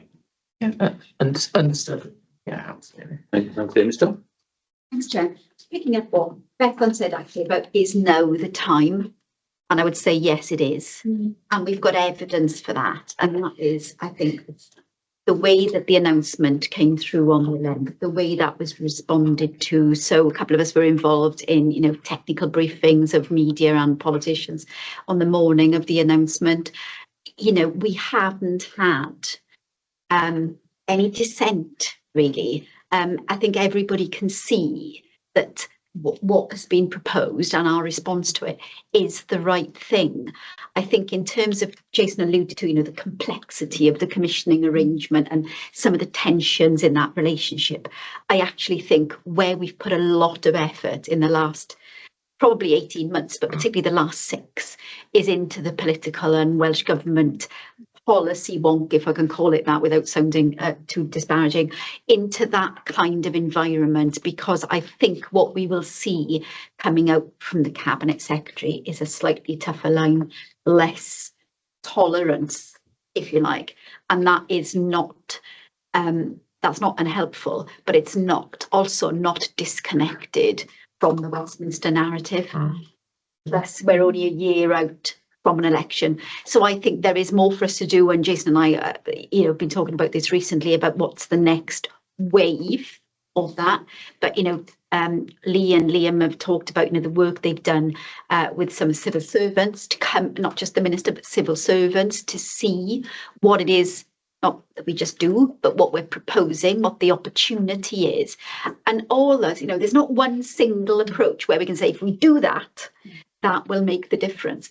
But if you actually spread that out to people who have real influence, who are able to exert perhaps pressure that we're not able to exert for all those complexities that we know about, that is where we make the most difference, I believe. I suppose I wouldn't say that because of my role, but I do genuinely believe that some of the stuff that we've done over the last 6 months has got us to the place we are now. The question is, what's next? How do we optimise that now moving forward? And it's quite interesting because the next paper's on risk management, and our reputation score is still resting at 20. Because if you think about all the things we've just talked about in terms of patients coming to harm, handover, how that's people's experience, I currently don't yet feel confident to de-escalate that, because what people currently experience isn't fantastic. Let's be honest about it. But the work that we are doing, I'm hoping over the next 6 to 9 months, I can finally de-escalate that score, having been sitting there for some time. Yeah, thanks. Just to add to Estelle's commentary then, and if colleagues haven't seen it, I would encourage you to watch the recording of the live session in the Senate when the Cabinet Secretary made the announcement and the questions that followed. There was a session probably for about 4 and 5 minutes, something like that, Senate, on the 11th. I'll send a link round to colleagues, but it gives you a sense of, I guess, the narrative and the understanding, actually, which is quite good, I have to say, that politicians on all sides of the chamber have got of the challenge that we face. So there's a good understanding at the top of the shop, really, in Wales now, of the challenge we face, the things that we've done to affect improvement as far as we can, as within our control, and then of course the challenges which remain across the system. So I'll flick that link round, Colin. Yeah, do. But if colleagues have got 45 minutes, an hour, it'd be worth listening to it, I think. It is worth. I watched it live, it turned out, from the Senate television thing, and it was very powerful. The questions that came were well-informed questions, and they were really all supportive of Welsh ambulance. They were very supportive of the change in the targets, but we mustn't conflate that with the issue around handover delays and ambulances being stuck in hospitals, because whilst it is helpful and timely for our red responses to be graded in a different way, actually that relates to a very small group of people compared to the vast numbers of people that we serve across Wales. They do get the very rapid life-saving service, and we are supported very much by Senate members in all that we do in that sphere. It is the other part of our conversation really centered around the 80% that don't have the life-threatening issues and are stuck in their homes in places that we've been discussing. Any final questions for your quick summary? Yes, just one observation. Thanks. Really good discussion. I suppose the stat that always grabs me is the average jobs per shift, which you've alluded to. But actually, in February, it was lower. It's just above 2. So, I mean, the implications. We talked about patient harm quite rightly, but just a couple of observations when I've been on a ride out and the implications for our staff. I know we've touched on this, but I think we should remember, when patients come in, they've got multiple issues. So, the mental impact for them and keeping the conversation going when they're not in a good place psychologically, because 4 hours sitting in the back of an ambulance goes very, very slowly as well. It's a bit like sitting on a plane. Don't you find a plane journey drags and drags? It's similar So we talk about 12 hours, 14 hours, 23 hours. Put into context, it goes a lot more slowly than if you're going for a walk or going out. So there's that factor as well. But that's what struck me. Patients have got complicated lives often, and it's not just the physical ailment, it's a whole raft of issues. And when you are sat in the back, keeping a conversation going, as well as doing the medical duties you've alluded to, Colin. But my experience is that patients want to talk, and it's difficult talk. It's not nice talk because patients are often in complicated, difficult situations. So just a well done to the staff, really. I'm sure it's not what they would want to do. Yeah. And if that 15 minutes was converted to these average, you'd be into 7, 8, 9. And I'm sure staff would rather have 7, 8, 9 than 2.17. But just a comment from what I've seen, it's tough for the patient. It's tough for the staff keeping that discourse going for such a long time when it's difficult conversation. So absolutely, that's all sorts of impacts. Yes, Jeff. Yeah, thanks, Colin. I mean, and it's a great point, Peter. Yeah, we've rightly for the last half an hour or so focused on the impact of the challenge that we have across the urgent emergency care system on patients. Those that we're here to serve. But of course, the other dimension you rightly draw out, we alluded to it, but we haven't ventilated it, is the impact on our people. It was a long time ago that Andy and I were on the road, but we'd have been doing 8, 10, 12 jobs a shift then. So from a productivity perspective is woeful, but put the human aspect into that, put the human aspect into that for our people. Trade union colleagues, might want to comment on this too, Colin.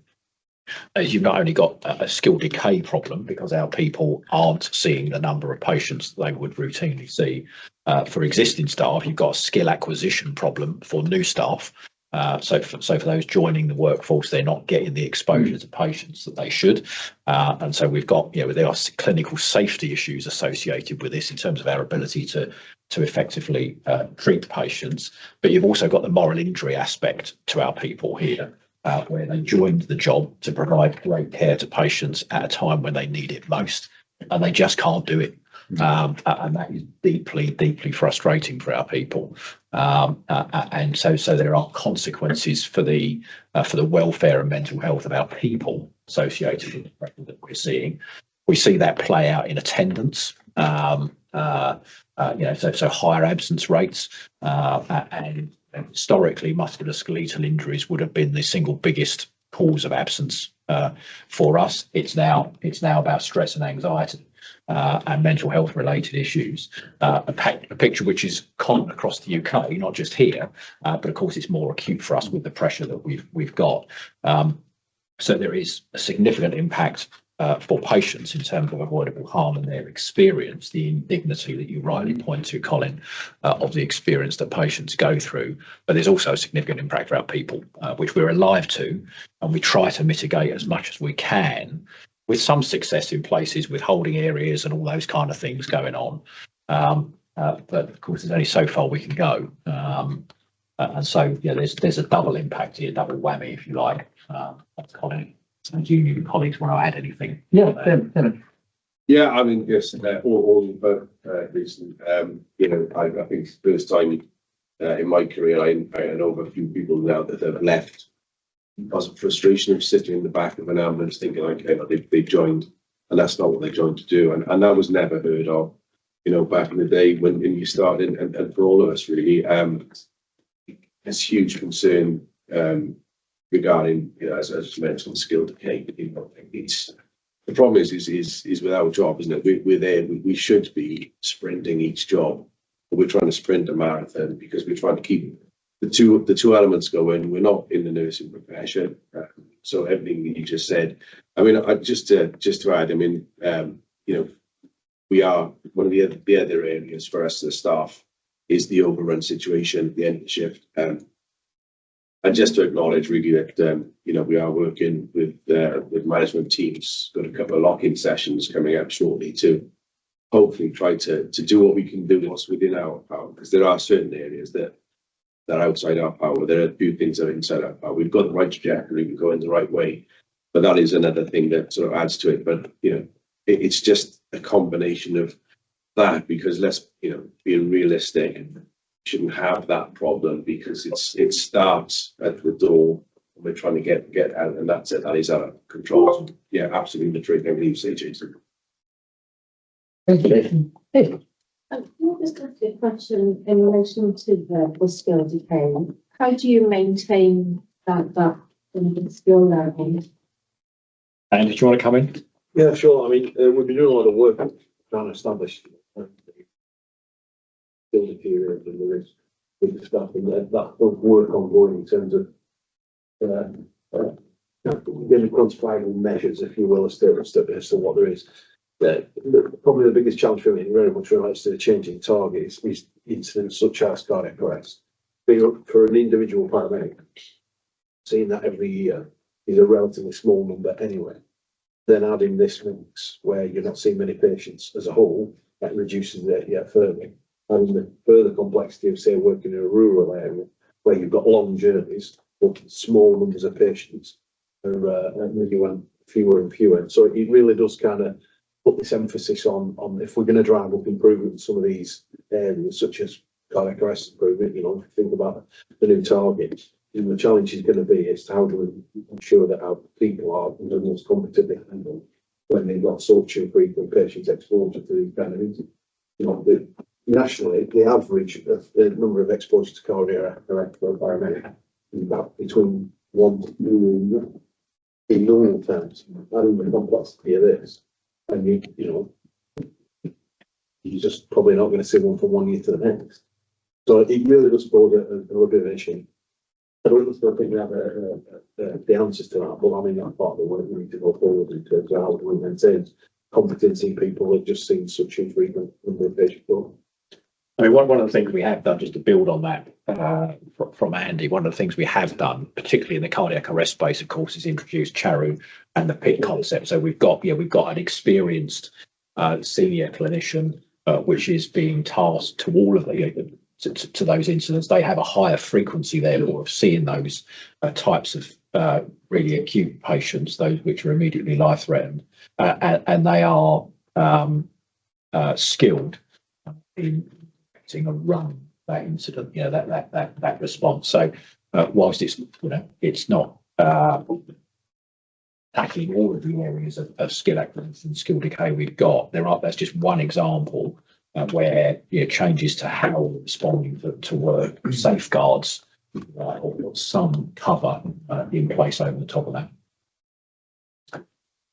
Okay, just looking around. So kind of in summary, I mean, it's been a helpful discussion. I think it's just it's vocalised the scale of the problem.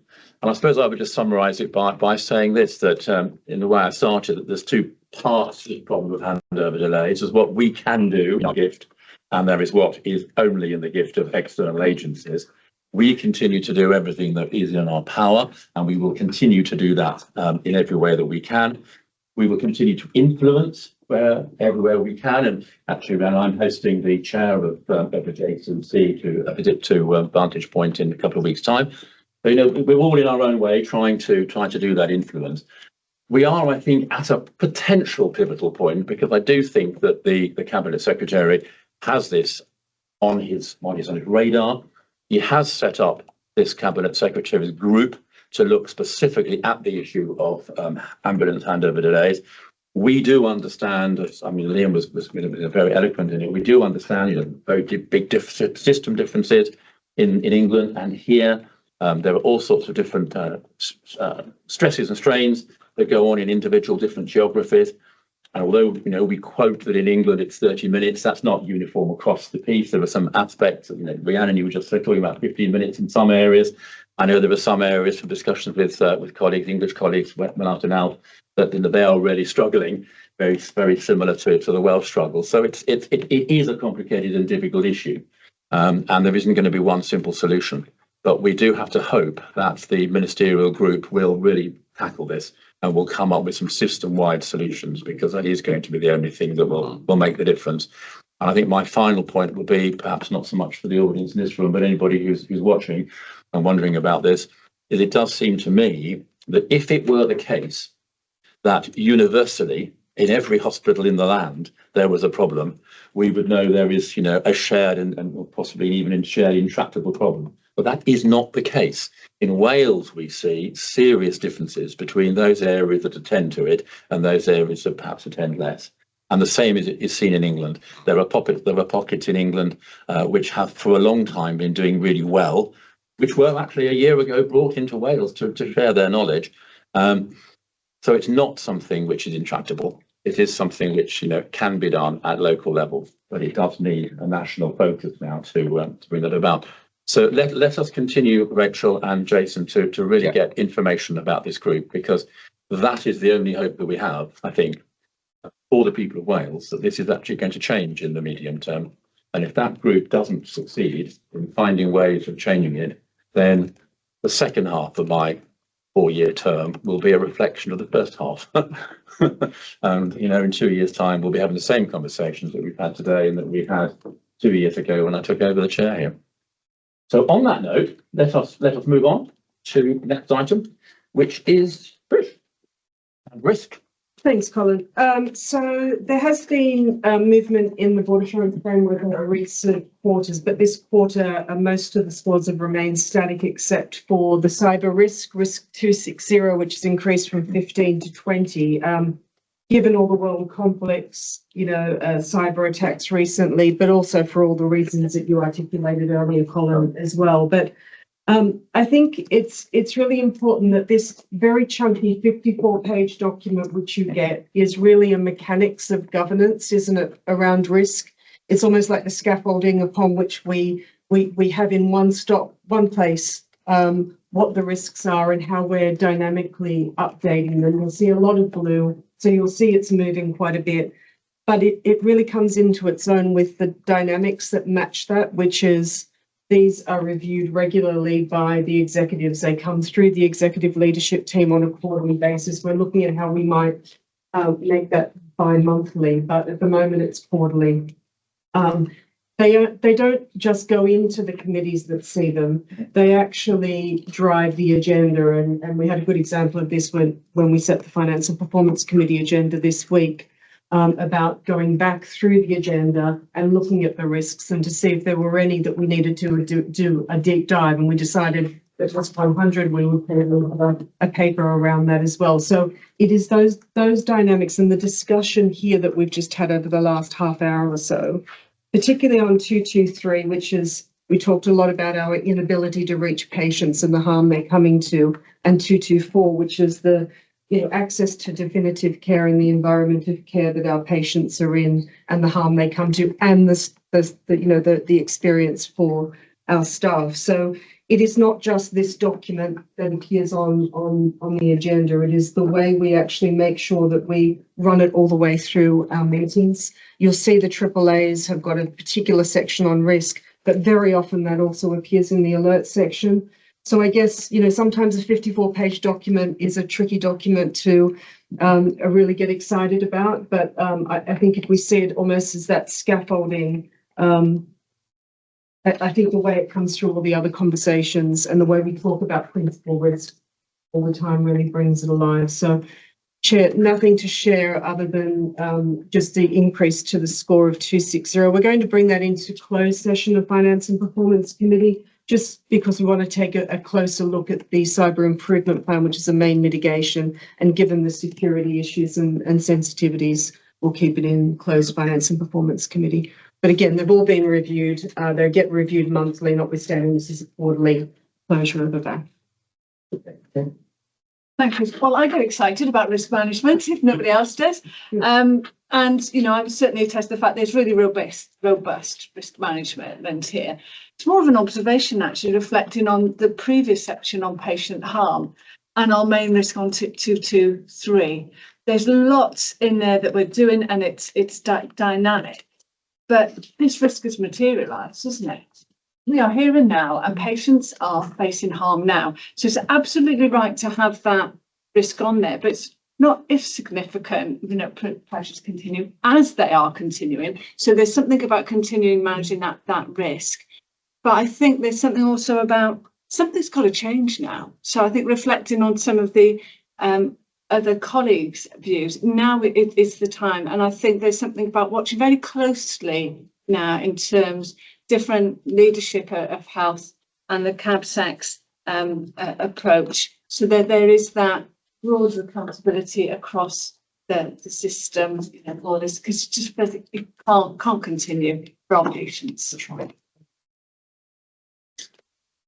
Okay, Peter. Yeah, just to say well done to Trish. The Audit Risk and Assurance Committee is kind of overseeing the development of the risk management transformation programme, which is a board issue ultimately. This is a 2 to 3 year programme.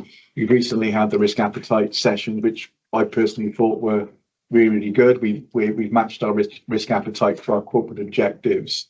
So just really to say, this is a 2 to 3 year developing programme to make sure our board assurance framework is as good as it can be. And just some comments as chair of ARAC, this is developing really well, but it is a journey that we're on. And I think it's really good. Certainly when I joined the chairs of other health boards, I think it's safe to say that we are at least ahead of the game, in fact, at least as equal of others, if not ahead of the game, which kind of backs up the point you mentioned about the ALF conference. So if you translate that to board assurance and risk management, I think you can, it's a fair way to go, but we're on a good journey. Well done. Thank you, Peter. Any other comments? Just looking around. Yes, Carol. Yeah, thanks, Trish. I take a huge amount of assurance from this, and particularly where I'm not involved in a committee, so they're the ones that I tend to delve into because I've had the depth in other committees. I wanted to ask you about, in the risk, the data review and date of next review. So a lot of the date of next review in these for each risk have passed. So some of them, the end of February, beginning of March, some of them January. So presumably then what we're seeing here, some of them have been updated, in January, February, March. I just want to check that's correct. Yeah? That's right. So this BAF gets closed down every quarter. So the close was, I think, the end of January, and it came through the assistant director's leadership team into the ELT, and then the first committee that it came into for this quarter was ARAC, then Finance and Performance Committee. So it is lagging a bit. But as I said, all of the risks 15 to 20 are reviewed monthly because that's the requirement. So they are reviewed by the executive directors on a monthly basis. They're not going to move fast, these risks. They're big, chunky risks. They're not going to move hugely. But what we do try and do when we bring them into a committee, if we think something's going to change, we did it with the cyber risk. When it came into finance and performance, we think we're going to be changing the score. But until it comes through governance and is finalised, the score isn't changed because it needs to go through a couple of gates. So we will let committees know that there is some thinking around the score change. But there's 13 of these risks. It's a bit like the Titanic, isn't it, to move them through.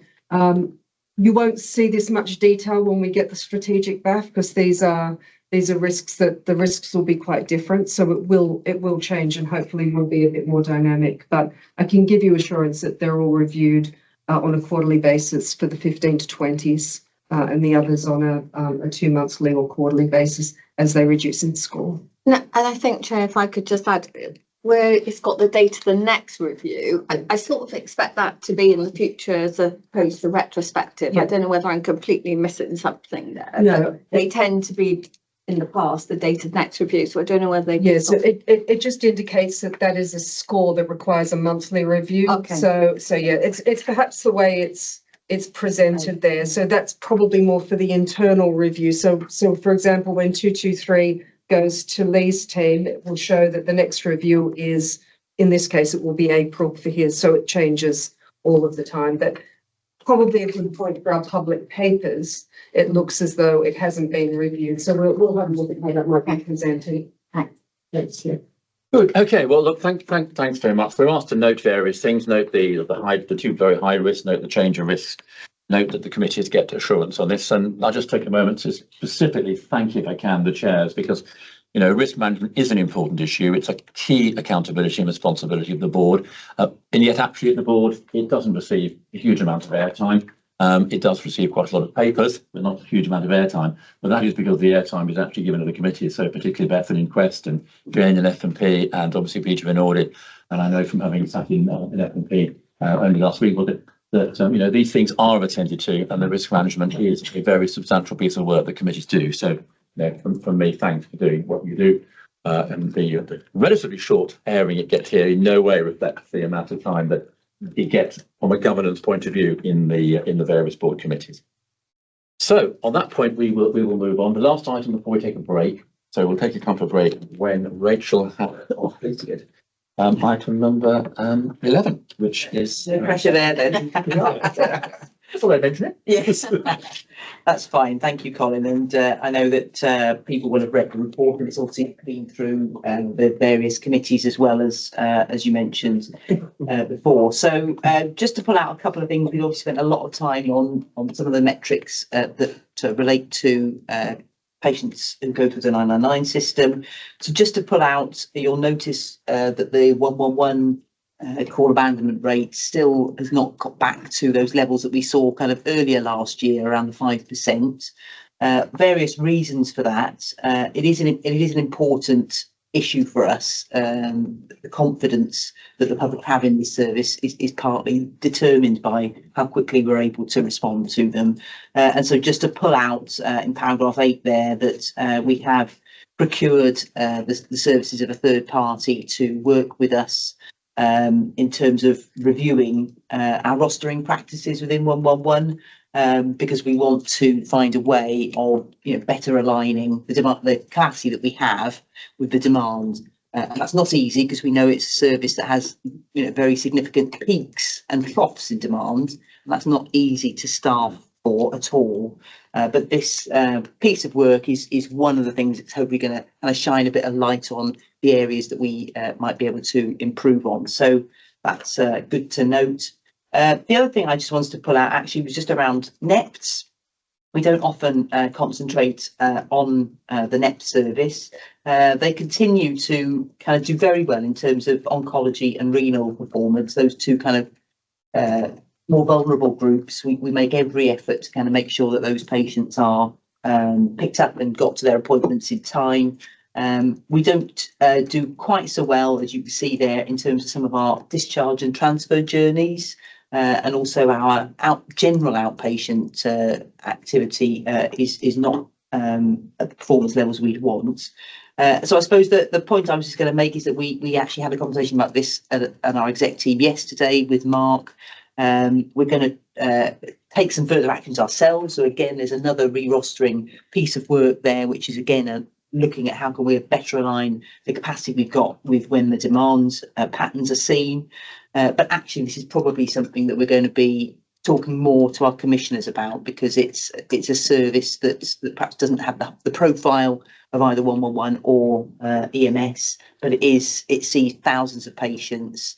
And we want to get that experience for those patients as good as it can be. So just as opposed to alert that it is a service we're going to be highlighting and raising the profile of a little bit more as we go forward.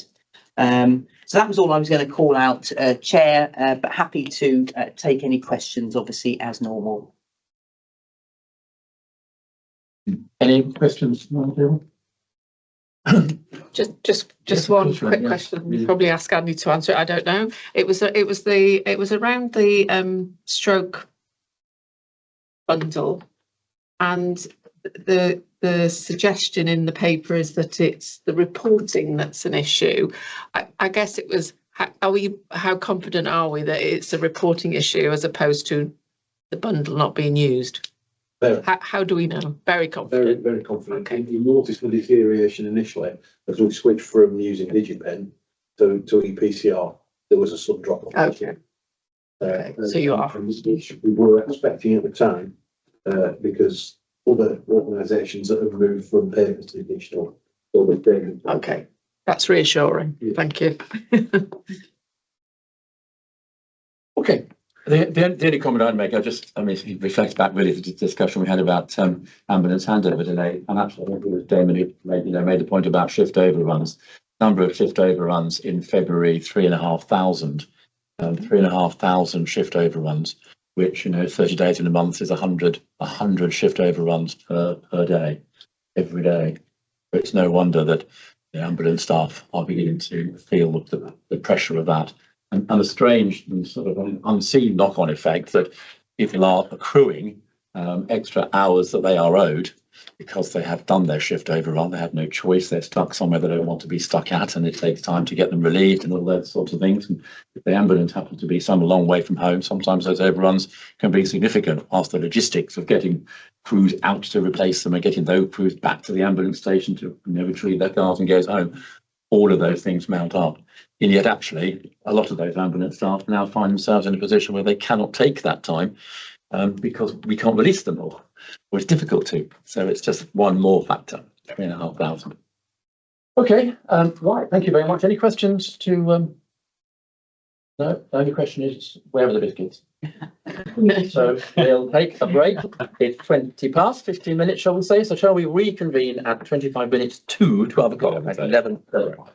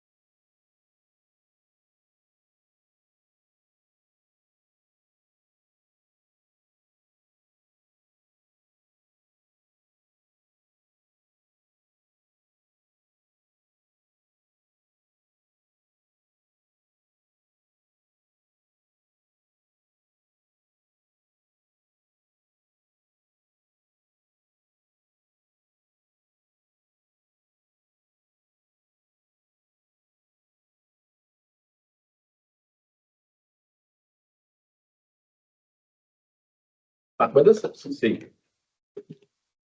Well, second.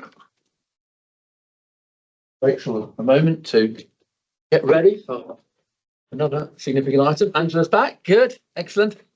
So lovely. We're all back together again. So we will restart. Thank you very much, everybody. And we're on to item number 12, which is back with Rachel, which is actually an item for approval. And it's about the refresh of the quality performance management framework. Thank you, Chair, and I'm not anticipating spending a huge amount of time on this. This went to the Finance Performance Committee last week, who endorsed this for moving up into board and approval. But just to say that we have had the quality and performance management framework in place for 3 years now. It was time for it to be refreshed. And in particular, the refresh is taking account, I suppose, of the new duties in terms of quality. So there's a heavier emphasis in terms of making sure we're aligning the framework with that. Locally, in terms of the group that takes this forward, we've also refreshed our work programme looking forward into next year. And we will continue then to report progress on kind of delivery against the framework into Finance Performance Committee. So it's not a massive refresh. We've tried to keep it roughly consistent. And I think Hugh has made the point in this paper that following the audit that we had on this last year, really we need to just keep going on the progress and actioning the framework as opposed to tinkering with it in any great extent. So it's here for approval, as you said, but happy to take any questions for those people who weren't at F&P. Good, thanks very much, Rachel. I can confirm, because I was F&P, that it definitely was scrutinised there. And Jane, whether you want to add anything to your work? No, nothing for me. That was under one of our advisories, Chair. But I don't know whether it's worth, being as there's a number of items going to follow in quick succession. If you're content, I'll take the treble A now and do the overview. Get that done. It'll inform the next few items, and then you can put things back in. So, no, as we said, there's an advisory on the quality and performance management framework, recognising the evolution and not revolution, which was helpful. But just going back, covering the F&P treble A report. So 5 matters to alert the board to. Wide range of assurance, I think, that can be seen from that, including to the financial management, stable position, supporting the potential balance and the savings that we've achieved.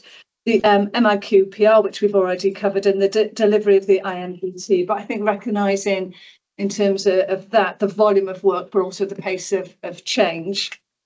And also we covered information governance, illustrates certainly, I think, the breadth and the depth of what we cover. I think it was just that time of year, so it was quite substantive meeting. So my thanks to colleagues for their tenacity at going through the papers and the items, and certainly for exec colleagues for their candour and their assistance in making sure we had a rigorous discussion around that.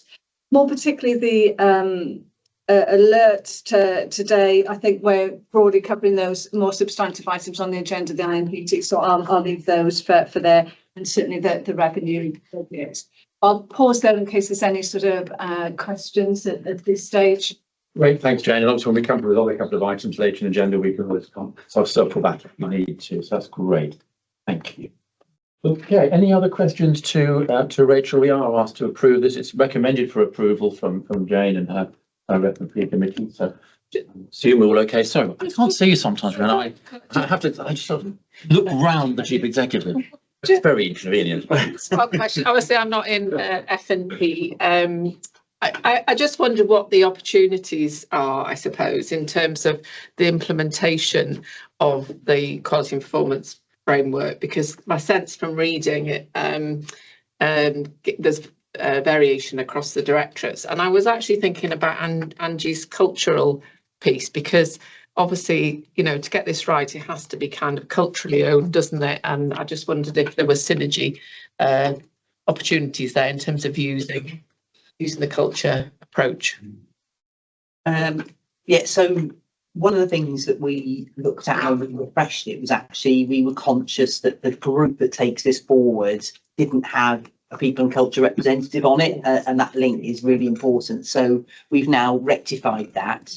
I think you're right. You know, one of the kind of components of the framework is looking at ownership and accountability. That's clearly a cultural thing. I suppose we haven't made a very big connection with the work that's going on in relation to the culture. So I think that's a good point. And I think we need to, you know, if we can, we'll try and bring that together with this representative now from Carl and Angie's team that will be on the group. So thank you. That's a helpful reflection. Good. Thanks, Rihanna. Anything else we're looking around? No. So we're asked to approve it. Everybody content to approve that as requested? I think we are. Good. Okay. Thanks very much. So that's done. So item 13, sticking with you actually, Rachel, but also with Chris, to integrated mid-term plan. We have 3 days before we are due to submit it. So yes, and our approval, no doubt, will be welcomed. Yes, and hope this may be a day where we get to do it in a few days in advance, you know, depending on whether we approve it today or not. So I've just pulled a couple of slides together, Chair, if that's okay, because it is a very kind of long and weighty document with a number of appendices. So I've tried to just pull out some of the highlights, and people in F&P will recognise this because this is similar.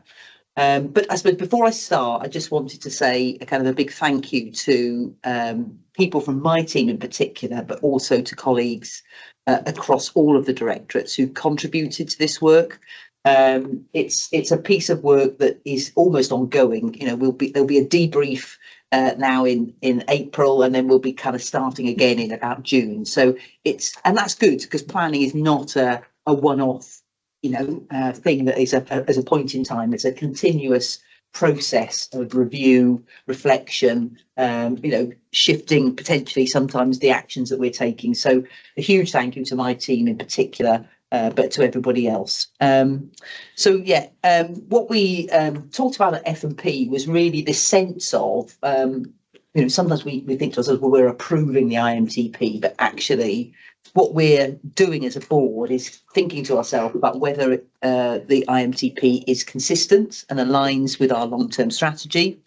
One of the questions I remember Bethan asked in previous years is, you know, what's that balance between ambition, and we want it to be ambitious, so I think it is ambitious, but, you know, how well are we able to deliver on that ambition? To what extent are we convinced that it's underpinned by a sustainable financial plan, that it takes account of, you know, the outcomes for patients, but also our workforce well-being? To what extent it's identifying and looking at mitigations for risk, and shows appropriate engagement with our stakeholders. So Finance and Performance Committee did a good job, I think, in each of those frames to kind of think about whether the IMTP does those things or not. So just this visual is not finished, and there's work to be done on this. But if you recall from last year, we started to say, what does good look like against the 6 strategic objectives that we have? And we said to ourselves, we want to identify a series of metrics that might tell us whether we're moving appropriately towards our strategy. And we said, you know, it would be good to have a visual that we return to perhaps once a quarter or twice a year, say, that shows that progress. So this isn't finished yet, and there's further work to be done with colleagues, particularly in the executive team. But it starts to show you what we, you know, for some of the metrics that are in there, you know, how we're doing, you know, where we started last year when we put these metrics into the IMTP, where we might want to be in 2027, 28. And there's a mixed bag. You know, there are some things where we're seeing some good progress. There's other metrics actually where we're doing less well than we were a year ago. But it starts to give us a visual that shows that movement, and hopefully that'll be helpful. Now we'll build on that, and we'll come back to that.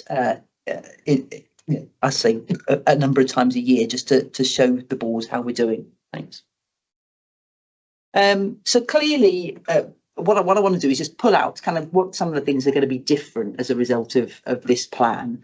which is a 3-year plan, but with actions, I guess, in year 1 being a little very much more explicit than years 2 and 3. And in terms of the first strategic objective we have, which is providing the right care or advice in the right place every time, the clinical model transformation programme is going to be the vehicle by which we make these changes.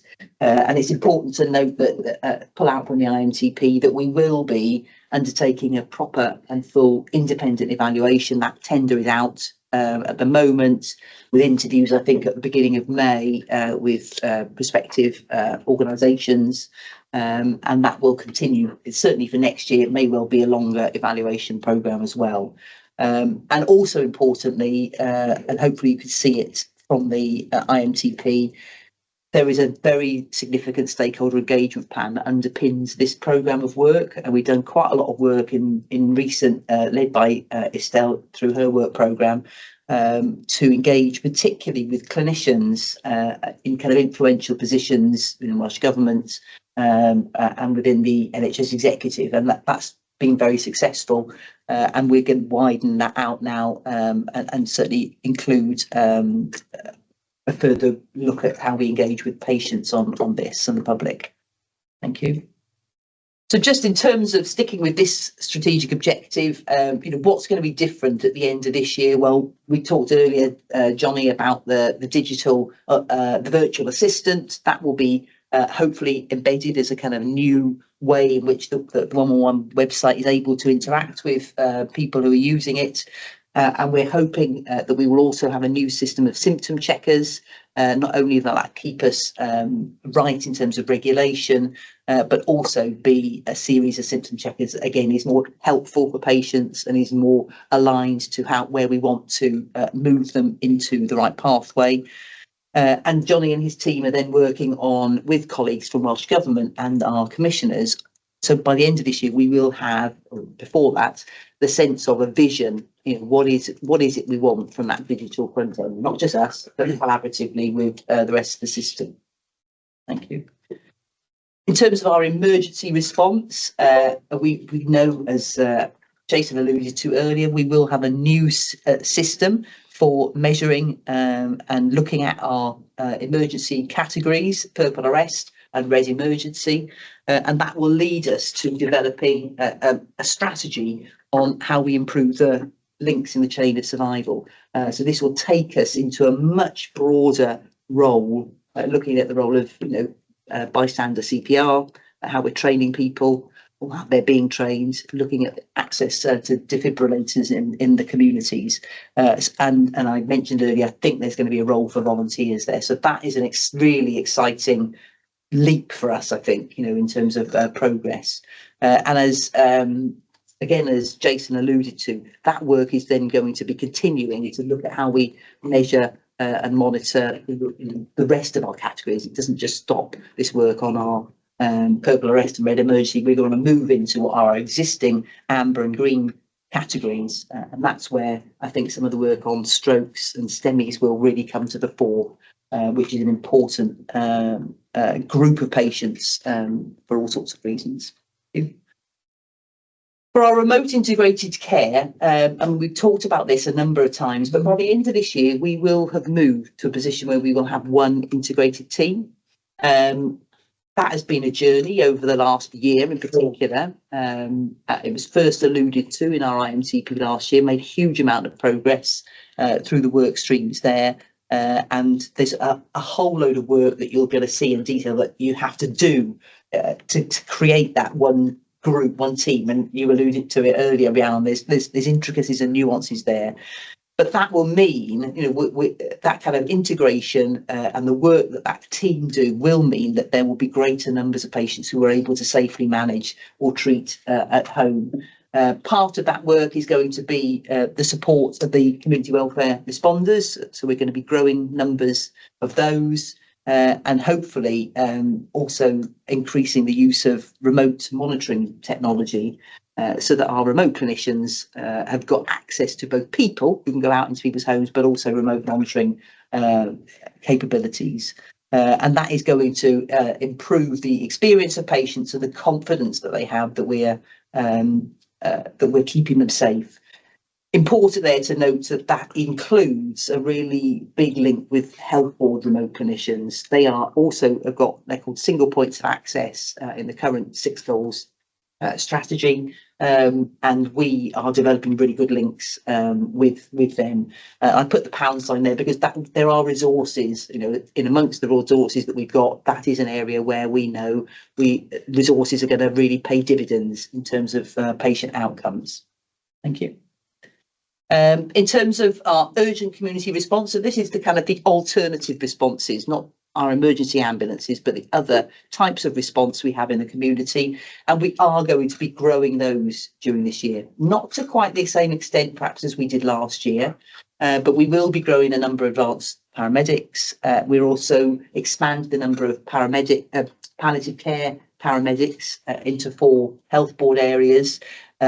We are going to be evaluating clearly the mental health alternative response, the response car, to determine whether that rolls out. And there is a new falls framework across Wales, which is very similar to the falls framework actually that we already had in place.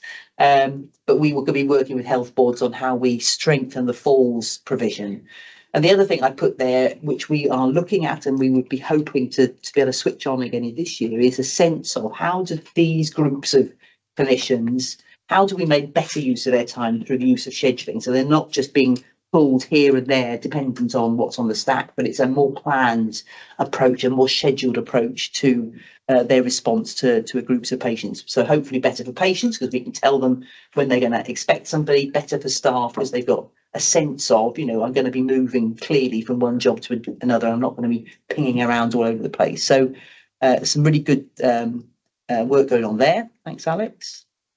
And then in health transport and the ambulance care service, we, again, I talked about kind of increasing the profile of this service, but one of the aspects that the team are going to be doing, and we had a presentation from Mark a couple of days ago, is thinking about for patients who do need to be conveyed to hospital, but don't need to be conveyed immediately. They you know, we can plan it for the next 4 hours or 6 hours. Actually, our ambulance care staff are very well able to do that if we're very clear about what the patient mix is and what's required. So we're going to be really majoring on that as part of our clinical model transformation this year. And then there has been a vision for our non-emergency patient transport service agreed at the Joint Commissioning Committee last week. So we will be working with our commissioners now on turning that into a reality as well. Thank you. In terms of our enabling our people to be the best they can be, you know, just pulling out, you know, our WAST way, the leadership framework is the most critical thing I think that we're going to be doing this year. And it's not just this year, it's a programme of work that will take a number of years to embed. But the growing and developing our leaders, you know, from frontline leaders, you know, through to the board, is the most important thing we can do to improving our culture, improving the experience and well-being of people in WAST. We're also, and we touched on this, going to continue with a kind of a sense of we want to make commitments to our people. Overruns is one, and we were challenged by our trade union partners to say, if you're going to put this as a commitment, you need to really commit to it. And as Damon alluded to earlier, as a result of that conversation, we've got a series of lock-ins, you call them, you know, hopefully not as punitive as that sounds, but a sense of, you know, collectively, let's really think about what the options are there. But also, we want to really embed the sense of every member of staff should have regular one-to-one conversations with their line manager, and that, you know, it's not just a once-a-year PADR. And digital experience, we've talked about, that's an ongoing commitment that we want to improve people's experience of using the various digital elements within the organisation. And we're looking at developing an ability to really be, for individual clinicians to be able to drill down and get their own data so they can see how they're doing. They can talk to their senior paramedic clinic or other their senior clinician supervisors and talk to them about that, which is going to help learning. Thank you, Alex. And then there's a huge amount in the rest of the in all of the other elements of our strategies. I'm not going to pull out all of them, but I will say that we've put some further investment into digital, including data. And that's going to be really important as we continue to develop our clinical model. We've got an emphasis there on population health. Really, this is the next step for us. It's about saying we can respond, and we do that, and we want to do that well. But actually, we probably have a role in a wider sense of improving the health of the population. We come into contact with thousands and thousands of patients every year. So an increased emphasis on that, an increased emphasis on really engaging with patients. So we're going to be setting up a formal patient reference forum. We'll come on in a minute, I won't touch on them, but we've got a new series of wellbeing objectives which get us looking to the future as an organisation. We've got programmes of work in terms of our fleet replacement and estates. I won't go through the detail of that, but you can see there's, within the constraints of the capital we've got available, some really good pieces of work going on there. And that collaboration with system is really important. We touched on handover. I put the word phone first there. That's one of the learning that came out of visits from Denmark. How do you schedule unscheduled care potentially? And asking patients to contact the service first in order for them to be directed to the right place is one thing that the system is looking at. It's certainly not a given at the moment, but we'll be working with colleagues on that. Thank you. And I'm going to leave, I'm going to kind of pull Chris in here to talk a little bit about the financial plan, but clearly you'll be able to see a focus on the financial sustainability programme. And importantly, I've just pulled out on here that there's an emphasis in every part of our service on can we improve productivity and efficiency. That was a key commissioning intention for us, that they want to see that improvement. And so we pulled out there a number of places where we're looking to do that. So I don't know whether, Chris, if I just bring you in briefly. Yes, please. Finances, thank you. That's okay, Chair. Thank you. Yeah, of course. Just obviously, as Richard referenced in the slide there at the start, and there around one of the key elements of the plan and the 3-year IMTP submit is it's underpinned by a balanced, particular revenue financial plan. So got our detail summarised into the main document of the IMTP, but appended by the detailed annex, if you like, or the makeup in terms of narrative of the financial plan, focusing primarily on the 25-26 financial year. And hopefully within that, colleagues, I'm assuming there's little in the way of surprises in there, because hopefully I've kept you fairly close to the development of it over the last few months. We've previously worked this up collectively across a number of fora, certainly since Christmas when the application into NHS Wales was released. It has been strengthened in terms of some of the narrative a little bit more recently for a couple of items, including being very clear within the narrative what is assumed from a savings and delivery perspective for us to balance and deliver our statutory duties. With kind of one eye on conversations that are still ongoing, and we'll run into the year with our commissioners around whether we may be asked to go beyond that and some of the impacts of doing so.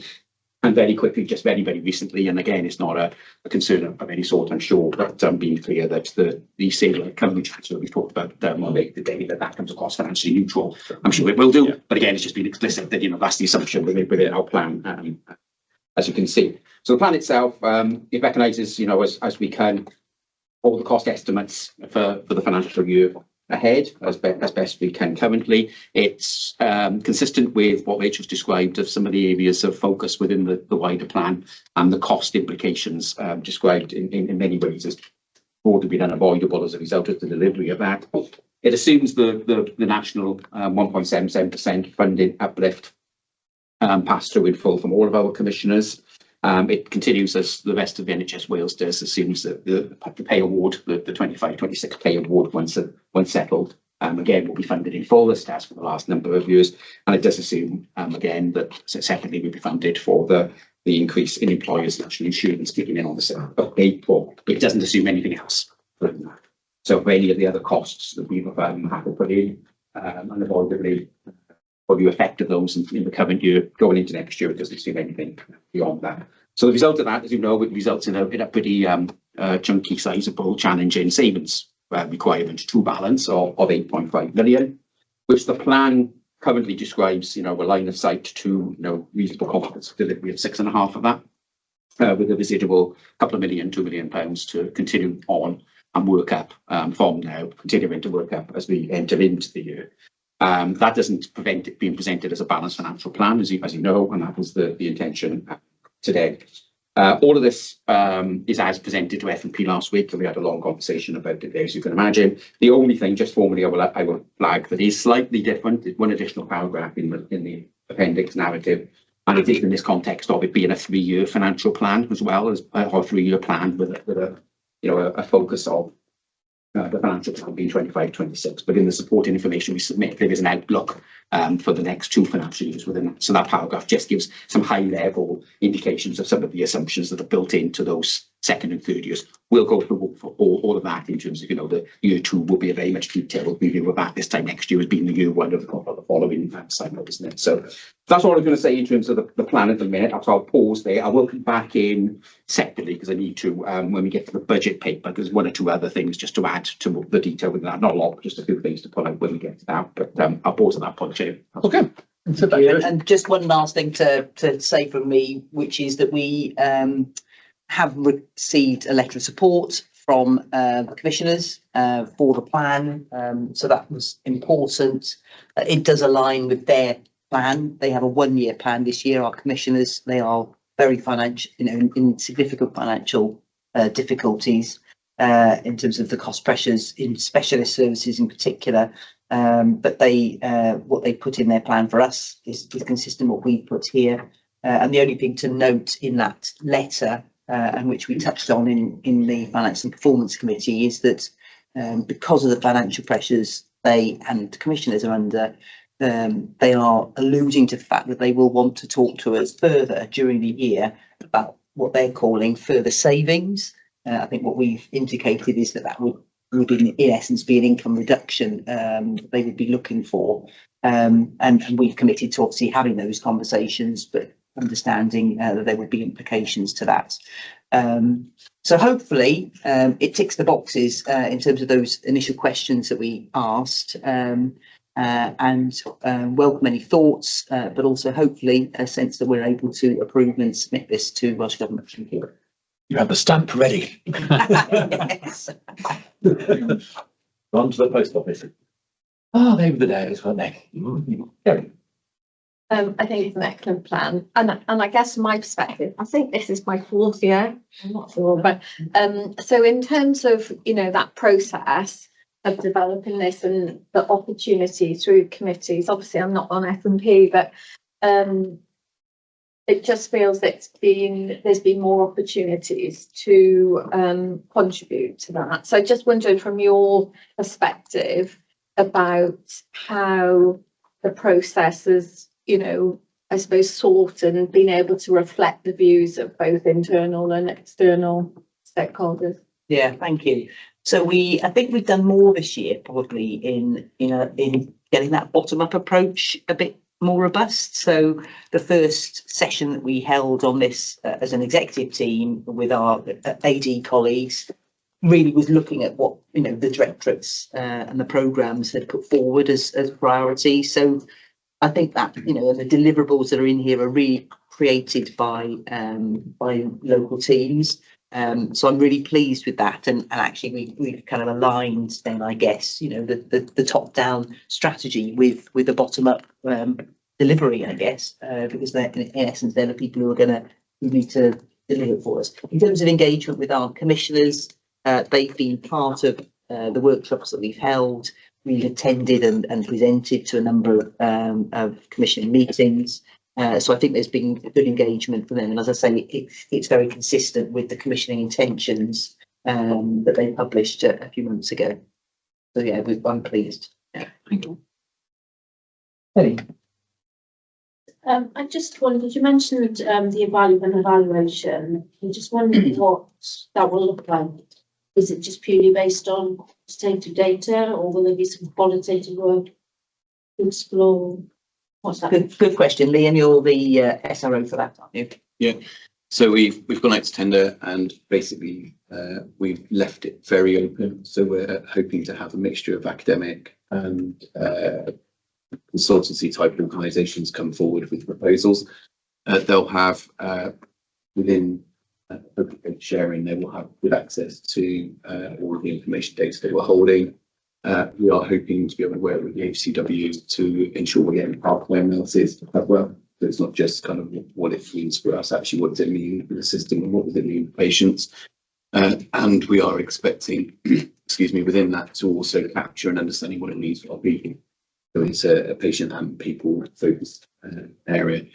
I think what we're hoping from the academic is not necessarily that we've got to, if you like, the full rigour of an academic study. But what we will have is the rigour of academic input to ensuring that the kind of analysis that takes place has got that objectivity and that solid evidence base. Yeah, and I'd just like to reiterate, I think it's an excellent piece of work. I was on F&P last week, so did do the due scrutiny. So well done to everybody. I guess my question was more, or observation was contextual. And before the break, we talked about, and you very eloquently, Colin, talked about doing all we can, to prevent patient harm. But in the wider context of some of the systemic issues, it's very, very difficult. So certainly I'm comfortable that this, extends that we're doing all we can. But I guess to put it into context, I suppose if someone stepped back and said, okay, so is this going to reduce patient harm? Is this going to, it's very difficult again for us doing a discrete plan for WAS. Whilst we can be confident as a board that we've looked at every area, we've tried to resource every area as best we can, there's still but I suppose question that this forms part of a suite of similar programs across the sector. But ultimately, I suppose that is the question, will this ultimately help to reduce patient harm and so on? And I guess we can't answer that. So it's not a question. It's assurance from my point of view that we've pushed the boat as far as we can. But ultimately, I guess we've got to ask the question, to what extent will that feed into the previous dashboard that we saw before the break, and how much of this do we need to rely on our partners to help along the journey to ultimately improve the patient experience and reduce patient harm. But I'm sorry that's a bit but do you know what I mean? It's assurance on the one point of view, but it's a kind of stepping back. How much difference is this going to make ultimately to our patients of Wales? It's a good question, and it's one we talked about, didn't we, considerably earlier. So I do think that there are actions that we're taking here that will make a difference. So if we think about our rapid clinical screening, for example, that is designed in part to pull out those patients who do need strokes, STEMIs earlier. Other patients will go for a more holistic kind of remote assessment. So that's one example, that the growth of community welfare responders is going to mean that we've got a resource that goes to patients, that takes observations, that makes patients feel that somebody has responded. So there are things in there that will make a difference. I think the arrest work, we were talking about the ROS rates that I think we can actually make a difference on in terms of patient outcomes. But you're right, the full extent of where we would want to be is going to be dependent on other parts of the system. But as we alluded to, we've got a number of points of contact now with that system, which is, I've got a few shoots of trying to think differently. If I may, Peter, just to pick up on that slightly, I think there's a really important differentiation in your question, probably ought to be exploded here and dealt with explicitly.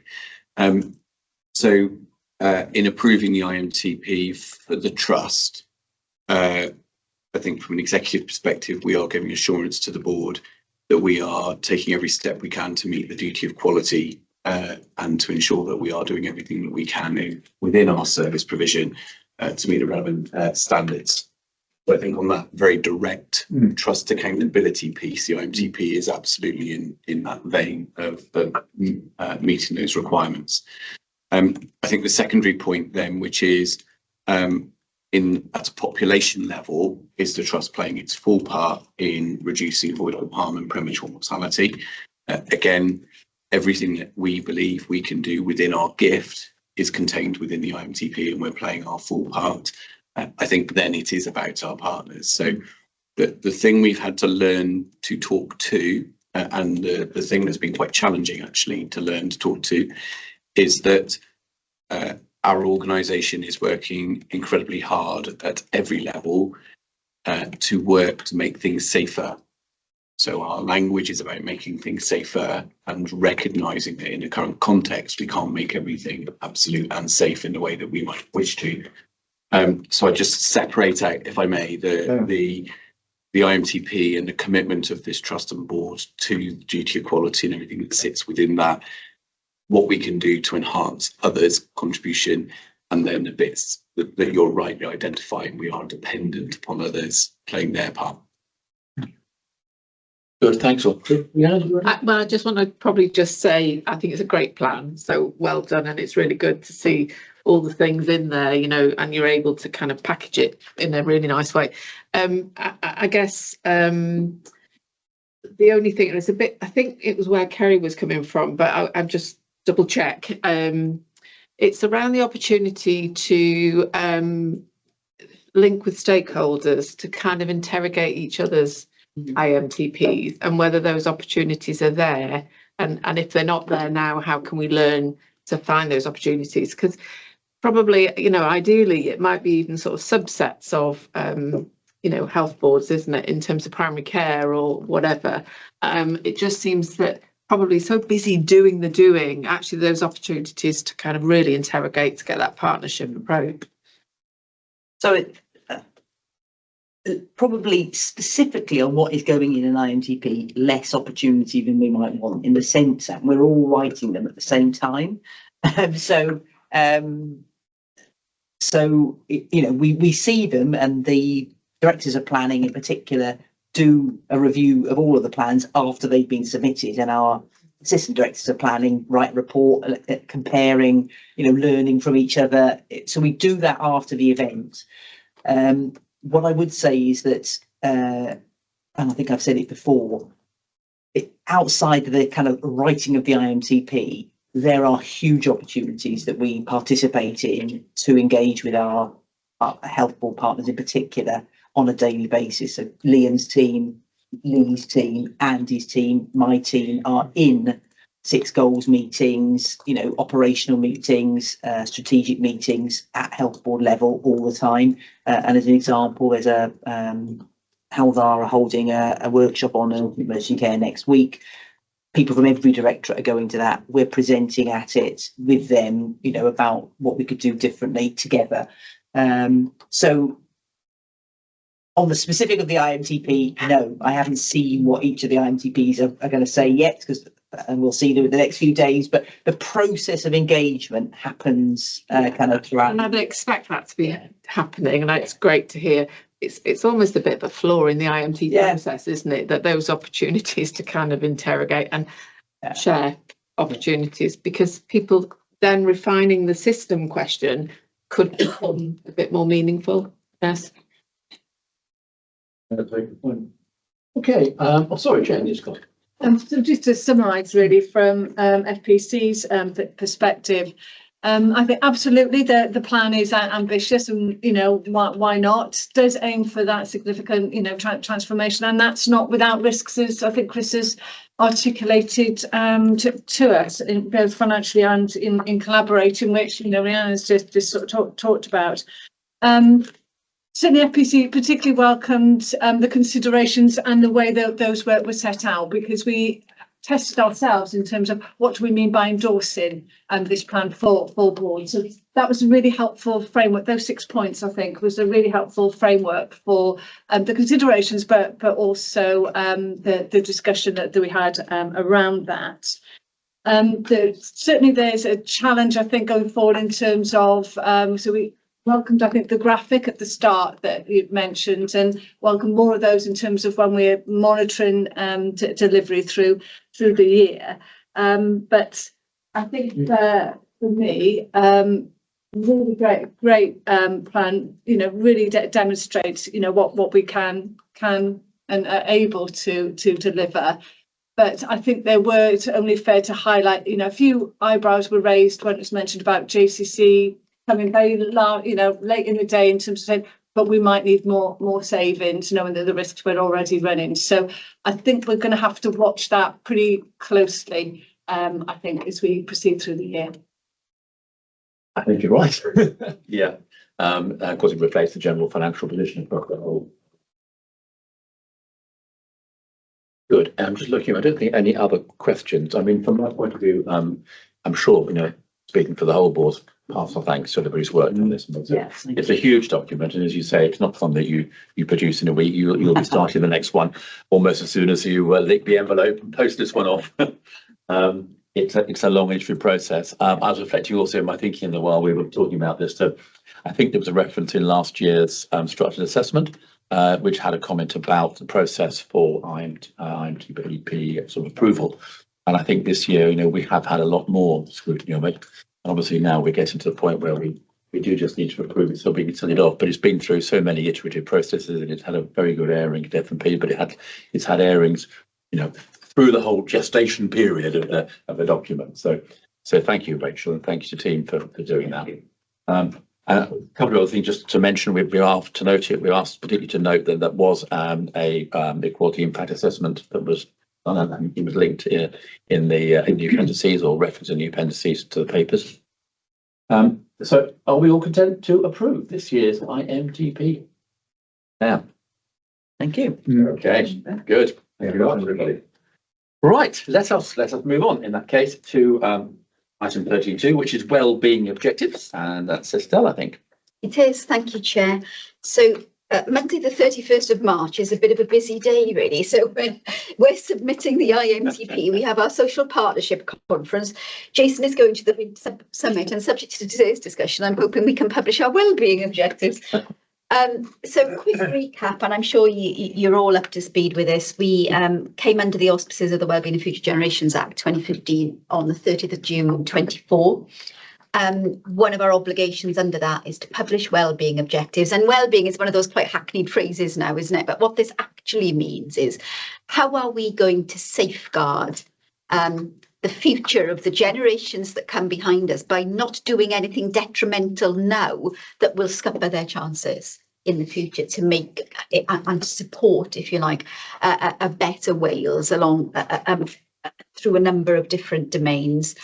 So in terms of setting up the objectives and how we've got to this point, we established a task and finish group, including my TU partners at the end of the table there, with a group of staff across the organisation to identify what did we think were some realistic objectives for us that mirrored, if you like, our ambition, the work that we're already doing, but also stretched us a little bit and perhaps couched some of this stuff in slightly different language, gave us a slightly different lens.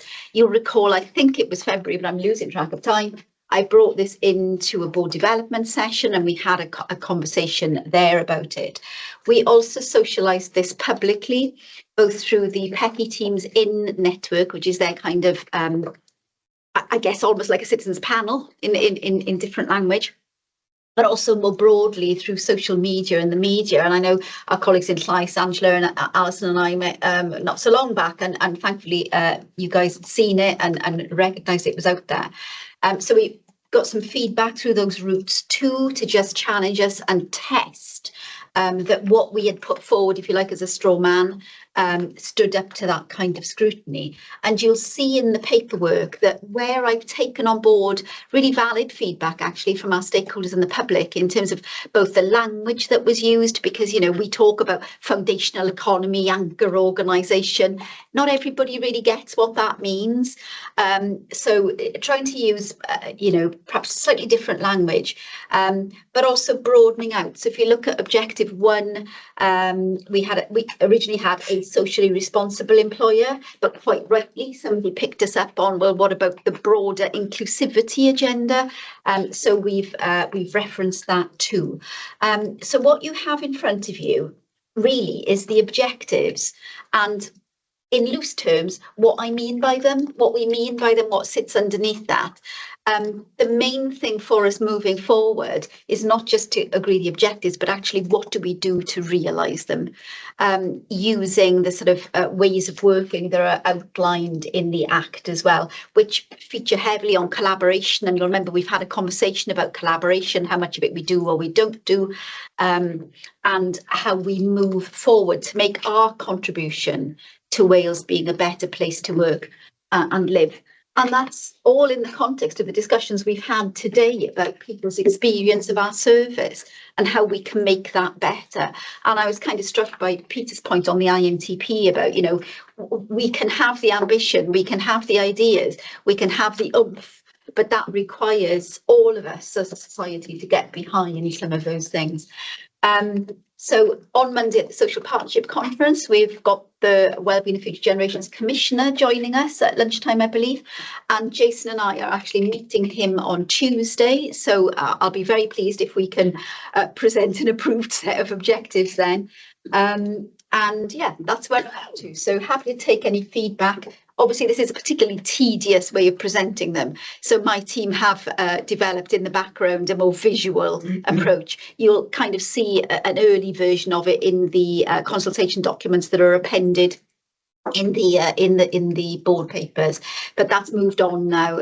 We're just waiting for the Welsh translation, subject to any amends to the wording today, ready to press the button on Monday. Grand, thank you very much, Estelle. So we're being asked to approve those objectives as set out, and obviously note the feedback and the process that's gone behind it. Any questions? Or yes, hey. In terms of the engagement, there was quite a low response rate. There was. From the workforce. I wondered whether you'd attempted to engage with hard to reach groups, ethnic minority groups, and how representative that sample of respondents was. And I think that's difficult to ascertain. So our Pecky In network is a broad church of citizens, including those from hard to reach groups, learning disability groups, etc. The problem with the response mechanism is people didn't have to identify who they were. So they came through as anonymous, the majority of them. So it's difficult to know where they came from. Did they come through that Pecky network? Were they people who picked it up on social media? As you say, it was a low sample. Sadly, these things often are. I think my sense would be, while we're hopefully agreeing them today, we have to be agile with them. So I think there's scope for us, once we publish them, to go back out, if you like, and make them come alive for people. That's part of my job now, I think, to bring them alive both for the organisation. And I know we did have some negative feedback, you know, and not all of it was positive. Some of it was around, well, you know, why are you messing about with this stuff when your performance looks like this? And given the conversations we've had today, you know, we can recognise that. So completely hear you and take the point. I think the learning moving forward is, how do we accord perhaps more investment of time in that to try and extract a broader sense of engagement in them. But it's always difficult, as we know from the stuff we've done on the reputation audit as well. Thank you. Thanks, Ellie. Thanks, Ellie. Thanks, Estelle. Peter, and then we're going to carry, so I don't know the order, but Peter. Yeah, no, thanks. I'd like to say well done to Estelle. Great piece of work. I sort of only question, Estelle, in terms of evidencing, you know, we say a lot, we will do this, we will do that. Yeah. When you discuss with the Commissioner, is that part of, I'm just conscious, you know, to what extent will we have now a suite of new kind of measurement or targets to, because presumably it should dovetail essentially into what we're doing anyway. Absolutely. But do you think the Commissioner will ask for almost an explicit list of, well, how you're going to measure it? Because a lot of this isn't quantitative, it's qualitative, isn't it, as well? Absolutely. So it's not about measuring widgets and so many in and so many out. It's what difference are we making, which is quite hard to measure in some instances. So yeah. So what is that? What the discussion with him will be, or is that part of the discussion about measurements and outcomes and. I absolutely think, Peter, that we'll be expected to evidence, are we moving the dial on any of this? Some of it will fall out of our IMTP discussions and future iterations of the IMTP, because I don't think there's anything in here necessarily that we couldn't link to some of the work that we're already doing, but we may need to draw it out and the metrics may need to be different. So if I just look at that first one about supporting communities and the economy, providing long-term employment and volunteering opportunities for people living across Wales. This is me just thinking aloud on the hoof, right? But one of the metrics we could think about is volunteering for employment. So we've got a demographic in some of our volunteers, which is slightly older. If we thought about younger volunteering and experience that then steps people into the service. And so colleagues, I mean, Jason, you started off, didn't you, in volunteering? So, you know, how do we map that across, particularly in areas of Wales where we talked about being an anchor organisation? We provide, in effect, assuming you don't blot your copybook, a lifelong employment opportunity in communities across Wales where perhaps there aren't many employment opportunities, and that can start with younger people. We know that some communities hemorrhage their young people because they don't see opportunity there. So how do we refresh of the volunteering strategy? Look at, have we got areas which are underserved in terms of volunteering? How do we harness volunteering that already exists, or different demographics, to then provide that sort of continuum? So that's the kind of thing I guess I'm thinking about. It's linked to everything we're doing, but it's perhaps looking at it through a slightly different lens, if that makes sense. I think so. Thanks, Peter. Thanks, Estelle. Jason, I think you wanted to come in. Yeah, thanks. It's just on the back of Peter's question, really, and Estelle's response. I mean, we'll see what Derek, the Commissioner, says to us when we meet him next week in terms of reporting. But my sense would be, even if there isn't an expectation of reporting, that we should probably offer some kind of annual assessment of progress. You know, a kind of a narrative that describes what we've done, that kind of goes towards supporting the direction of travel that the objectives set out. I mean, we'll see whether there's a requirement for something more formal when we talk to him next week. But there will be, as a minimum, that would feel the kind of thing that we should do. And we will also be audited by Audit Wales on, you know, how we've set these. And I can completely appreciate it that in future structured assessments, we're also going to have to gain evidence. Are we moving the dial? So particularly, I think this year's IMTP is interesting because obviously we've been developing the IMTP on this in parallel, but future IMTPs, we may need to think about framing of the IMTP in relation to the objectives, but also, as I say, the metrics and the lens that we're looking at. And it's, as I say, it's opportune. If I just took that first one and thought about volunteering, the refresh of the volunteering strategy looked at through this lens might give us a slightly different approach than perhaps we might otherwise have had. Good, thanks. Kerry. So 2 points. I think it's an excellent document. On objective 3. Just get that up. So a proactive, accessible and equitable care provider. Yeah. For me, the word inclusive works better than equitable, but I'm conscious that, you know, this has been what works better than inclusive. Inclusive. Right. But I'm conscious this has been through a number of, and they're not they're different. I think there's a bit of a nuance in there, but you know, and maybe Andrew have got a view on this. So that was one point. And then coming back to the metrics and the evaluation, on the first bullet in this point, we talk about improving outcomes and thinking about, you know, where we'll be this time next year, looking at, okay, what have we achieved under this? That's really difficult for us to evidence. So I know we'll have feedback, you know, qualitative feedback. So I absolutely want to see it in there, but I'm just worried that it's going to be very difficult for us to evidence. Just on the equitable point, one of the bits of feedback we had on earlier iterations was about differential access to services based on geography. as well as demographic, but particularly on geography. So hence the equitable, because we do know if you live in rural areas, your access and the availability of services is different. So that's why the equitable was in there. Again, you could argue inclusive is similar. I don't think it's quite the same. So there was a reason why equitable was there, because it was based on that feedback about making sure that we recognised and tried to bridge that disparity in access to services. I completely get that. It could be proactive, inclusive and equitable. Yeah. I'm not that precious about it, but in that equity world, the word inclusive for me works a little bit better in this space. But you know, if we've had feedback which supports what we've done, the important thing is we reflect what people have told us. So it's, and you're absolutely right on, you know, evidencing some of the, you know, improved outcomes. We might have to use some proxy measures. So is an improved outcome equated with reduced harm, for example? So it's again, it's looking at it through a slightly different lens. The ensuring people can live healthier lives, you know, we know we've got a mandate around, you know, more of a public health lens, and I know, you know, Liam feels particularly strongly about that and has got work underway. So again, it's how do we kind of stitch some of this together, but potentially just use a different lens when we're scrutinising it. It's not different work, but it is thinking about it slightly differently. So really welcome that feedback, Kerry. It's very helpful. Colin, can I just? Yeah, of course. Yeah. It's on that point. It's how do we use this to be kind of more mainstream in terms of decision making in particular? Because I was struck by something that you said, and the thought came to my mind very much when I was down in Llangynna.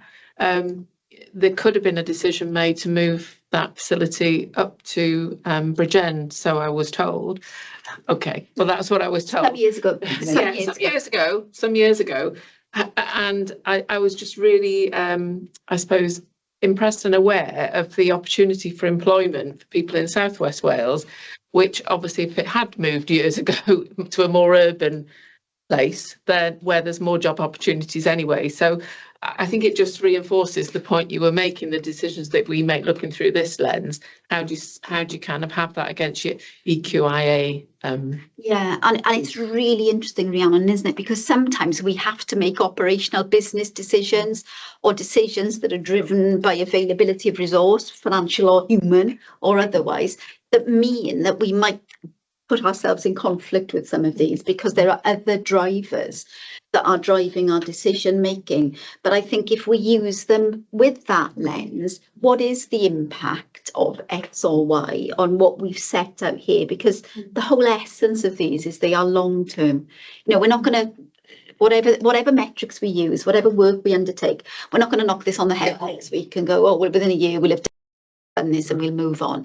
These are things that will be with us for the next decade. And I'm thinking in terms of the long-term strategy that currently goes to 2030, I'm guessing in, you know, 27, 28, we're going to be looking at that and thinking, oh, how close did we get to it? What's the next iteration going to look like? You know, and move that on from 2030, let's say, to 35, just, you know, as a take a number. At that point, we'll be re-looking at these saying, did we move the dial? Are they still right? What further oomph do we need to give to them, and where have we made a difference, which is Kerry's point about, you know, sometimes it's difficult to evidence even over 3 to 5 years that you've made a tangible difference that we can touch and feel. If we think about where we were 5 years ago here, we have moved it on, and we've, you know, we're doing a huge amount of different and better work in my view, but we've still got the harm. Okay, I think we probably need to move on. So there are some interesting sort of conversations that this will trigger, that hopefully this won't be the last time we discuss these, probably in board development, but how do we make these real, and how do they inform our decision making? Okay, so then we are asked to approve the wellbeing objectives as set out. Some debate still about the word of inclusive and equal. An interesting semantic discussion, I think, there. Are we content to approve it? Yep, good. Okay, thank you very much. So we'll do that. And we'll move on then to the next item, which is the initial revenue budget. Indeed. Well, I think the stress on the initial, very well, particularly picking up Jane's comment on others on other future potential savings. Well, another adjustment in you, no doubt, but thank you, Chair. That's exactly the point of this paper. Hopefully a fairly straightforward item to approve, given the previous approval of the financial plan that underpins this in the IMTP. But as colleagues will be aware, alongside that, there is a requirement in our standing financial instructions to, as a board, approve an initial revenue budget before the outset of the financial year, set within the resource envelope and funding and financial assumptions built into our overarching financial plan, which is what this paper does, which I will take as read. Obviously, go down to, there's inevitably an element of duplication with some of the background and some of the risks within the budget, as there will be within the financial plan that underpins it within the IMTP. But it clearly goes to another detail in terms of setting that initial revenue budget within those within that resource envelope. The only two things probably that it goes a half a step further than the financial plan did, and some of that is timing, as we've talked about over the last few weeks, is inevitably within the balanced budget that we need to set. We've had to assume and set the savings requirement budget at the 8.5 million, not the 6.5 million, and have a gap somewhere. So we set it at the 8.5 million within delegated budget and propose to do that. Should the final work to deliver the 8.5 million and certainly the extra 2 million result in some tweaks or changes to that, we can amend that with one of the new adjustments we might make. But in the initial second of the budget, we need to do that. And within this as well, what we have done, which we didn't do in the financial plan, because there was no need to do so really, because it was just an in and out, if you like, a new element. But we have quantified the impact of the additional employers' NI on the basis that we'll set the pay budgets with that and make an income assumption from government to offset it. We can't do that with the 25-26 pay award yet, but for the NI, we've quantified the additional 1% increase on that. And within the numbers, that's why you see, if you did cross-reference the figures, they are slightly different in that context. So that's all I was going to add. It went to F&P last week. F&P endorsed that the board does approve the initial budget. Myself and Jason now on the assumption that the board does approve this today, will through Q1 meet with individual directors to formally delegate the budget in line with the assumptions made within this overarching initial budget, which, to say, is in front of the board today for approval. Chair. Indeed.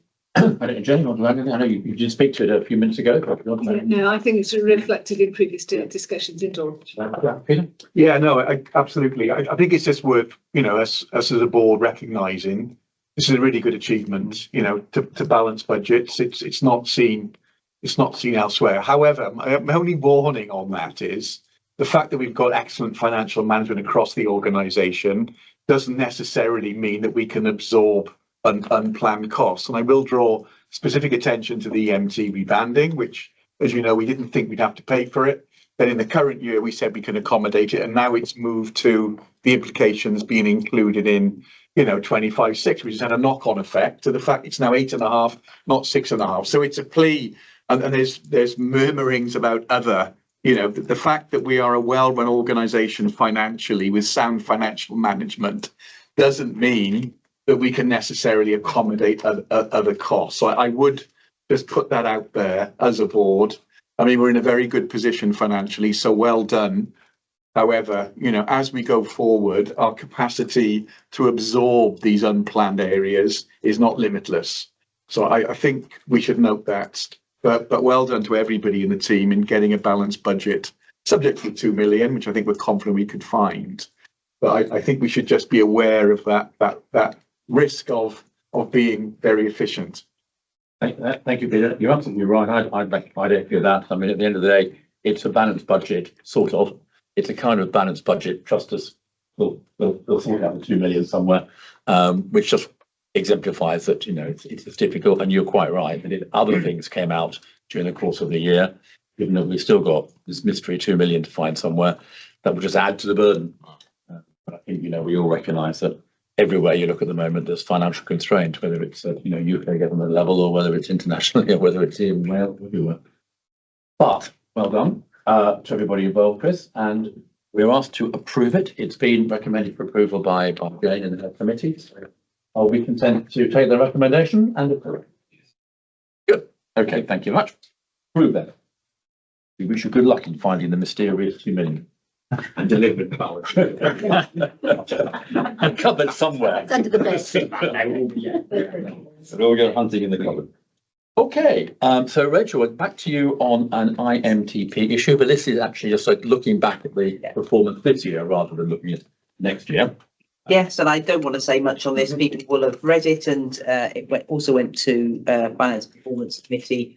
I just wanted to say, you know, in terms of our ambition and our delivery, you can see in there the huge amount of work that has been done. Yes, there are some things that are slightly off track, but a lot of things are completed or on track or not far off track. And I think just pay all due credit to people across the organisation. We know the pace of change is high, and we know that we ask a lot, I think, of our people across the organisation. But in most cases, they step up really amazingly well. So a big thank you to everyone who keeps driving on improvements. Thank you. Thanks, Rachel.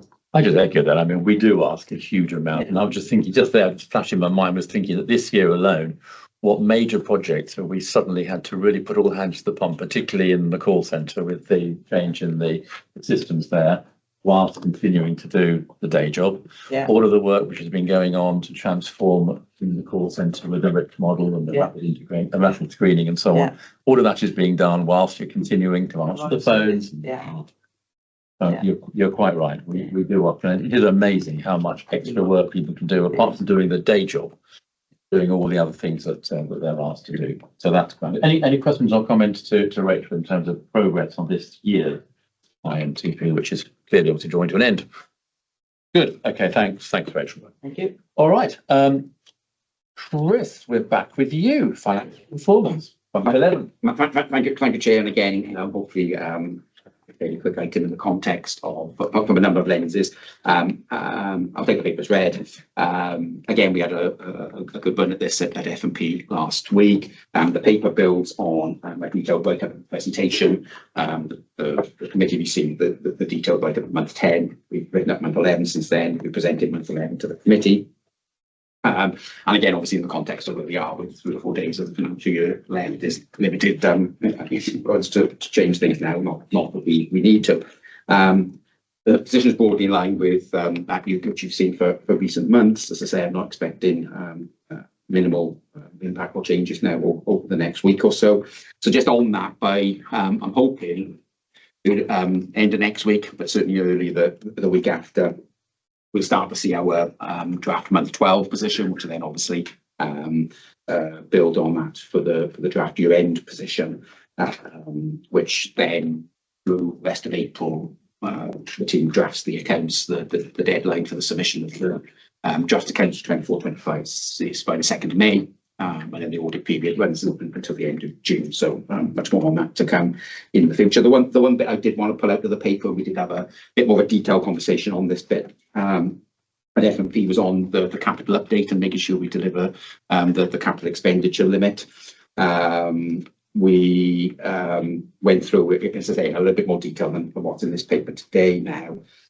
Some of the movement in the delivery of some of the capital schemes in year, which we always look at this time of the year, before a very detailed update to F&P in November. So it built on that and presented where there'd be changes and how we're cash managing that over the year end in the way that tried tested process to do that, accelerating where we can without risk elements of the 25-26 schemes to offset underspend or slippage.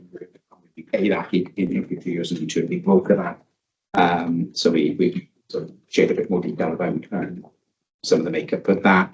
And just on that, you know, I was going to say daily monitoring, but no one knows in my team it's at least hourly, if not more regularly monitoring of the spend over the last week or so. And that seriously will continue right up to, I was going to say maybe not quite midnight, but certainly very late on Monday to ensure that we land in the delivery of the 20.4 million capital expenditure limit we have gets the maximum value. How it run is that we're within 2,000 to 3,000 of that, under it, obviously, because we have to be under it, so there's a limit, we can't go over it. But I'm sure we'll get even closer to that by midnight on Monday. That's all I have to add.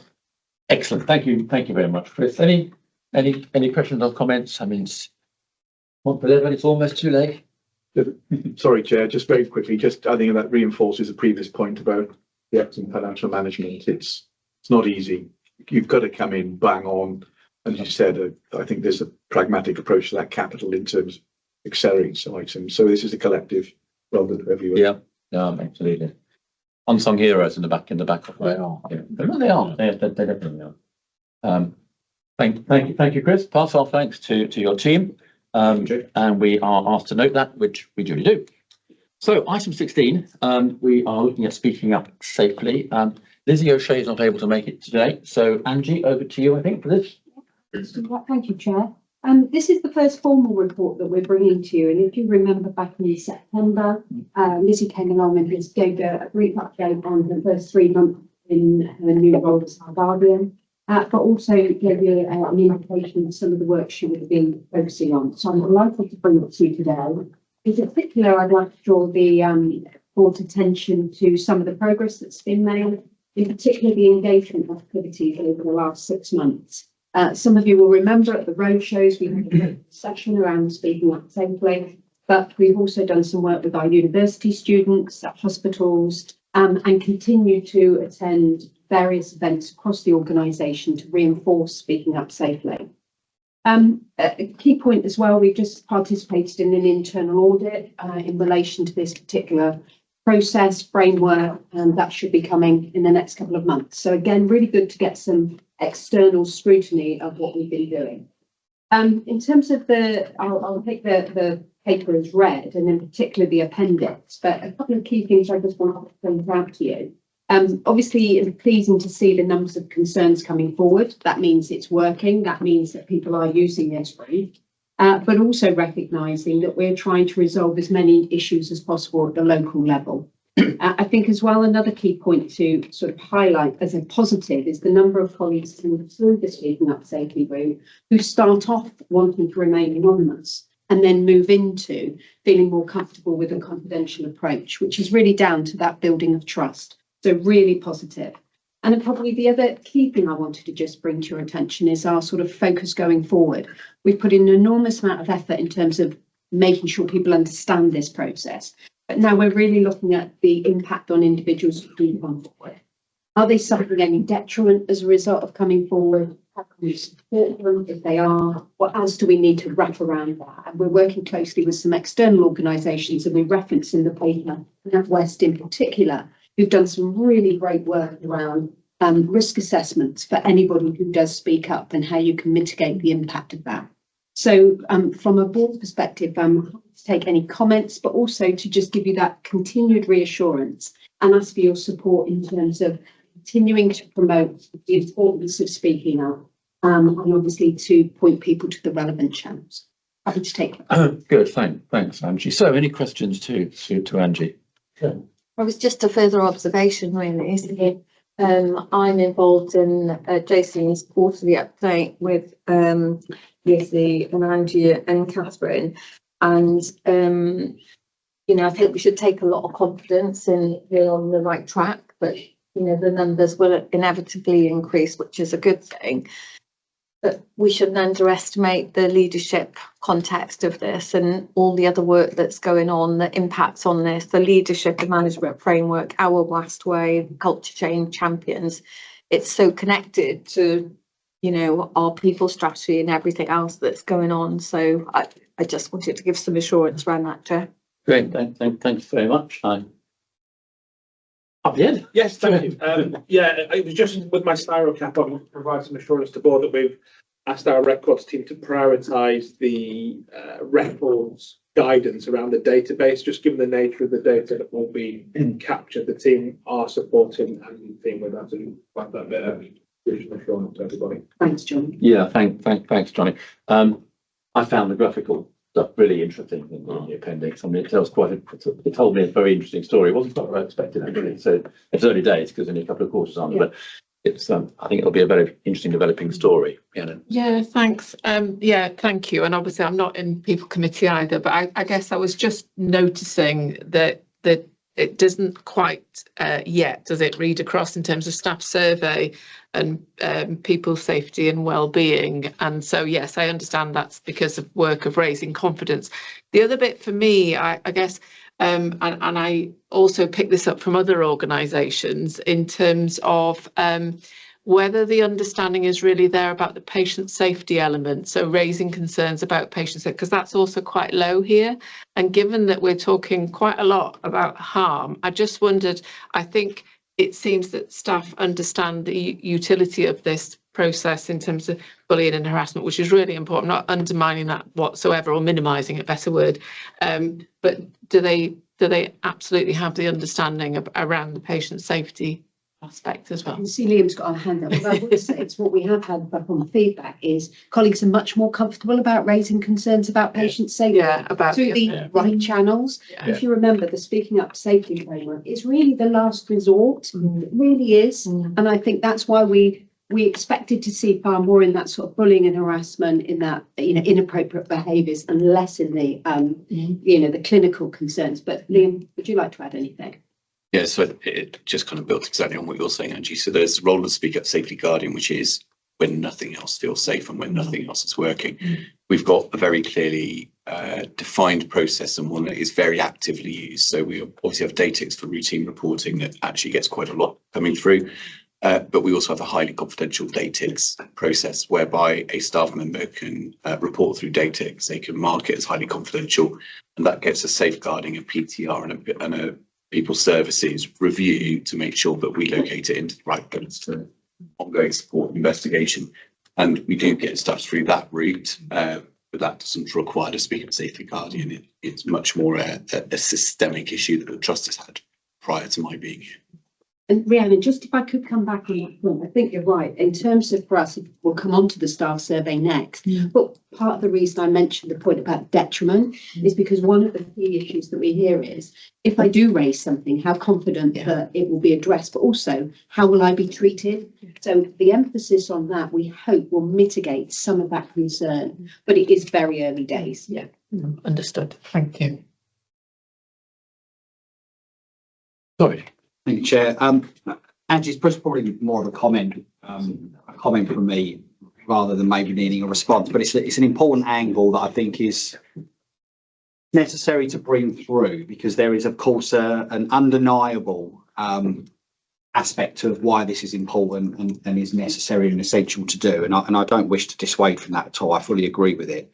There is a matter, though, for me that I guess just I need to say, and I guess maybe look for a bit of assurance that there is a place for legitimate management activity.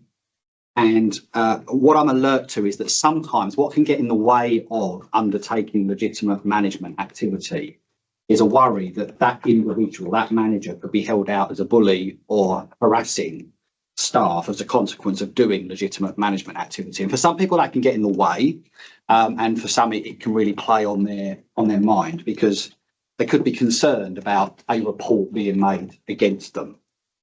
And of course,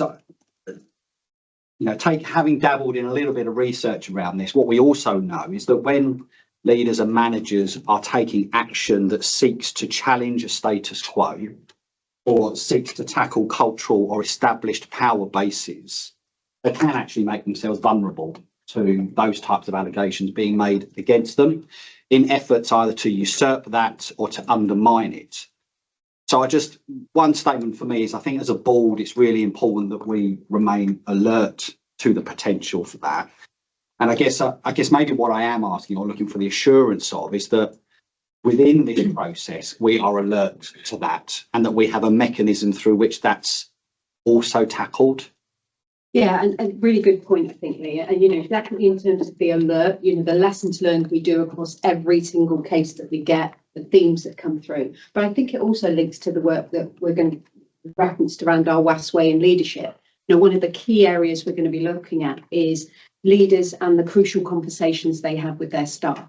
How to do that in an effective way, whether it's a discipline issue, sick absence, performance, well-being. You know, how can we do that in a way that is very clear about our purpose, but also we do it, and again, through the lens of our staff, but we understand that's reasonable to do as well. I mean, what I would give you some reassurances, most of the cases that we look at, particularly when we have our sort of more deep dive with Jason, Kerry and Carl and myself, is that most of the cases coming through are definitely not about management. They're not really about management. They're often about relationships between individuals.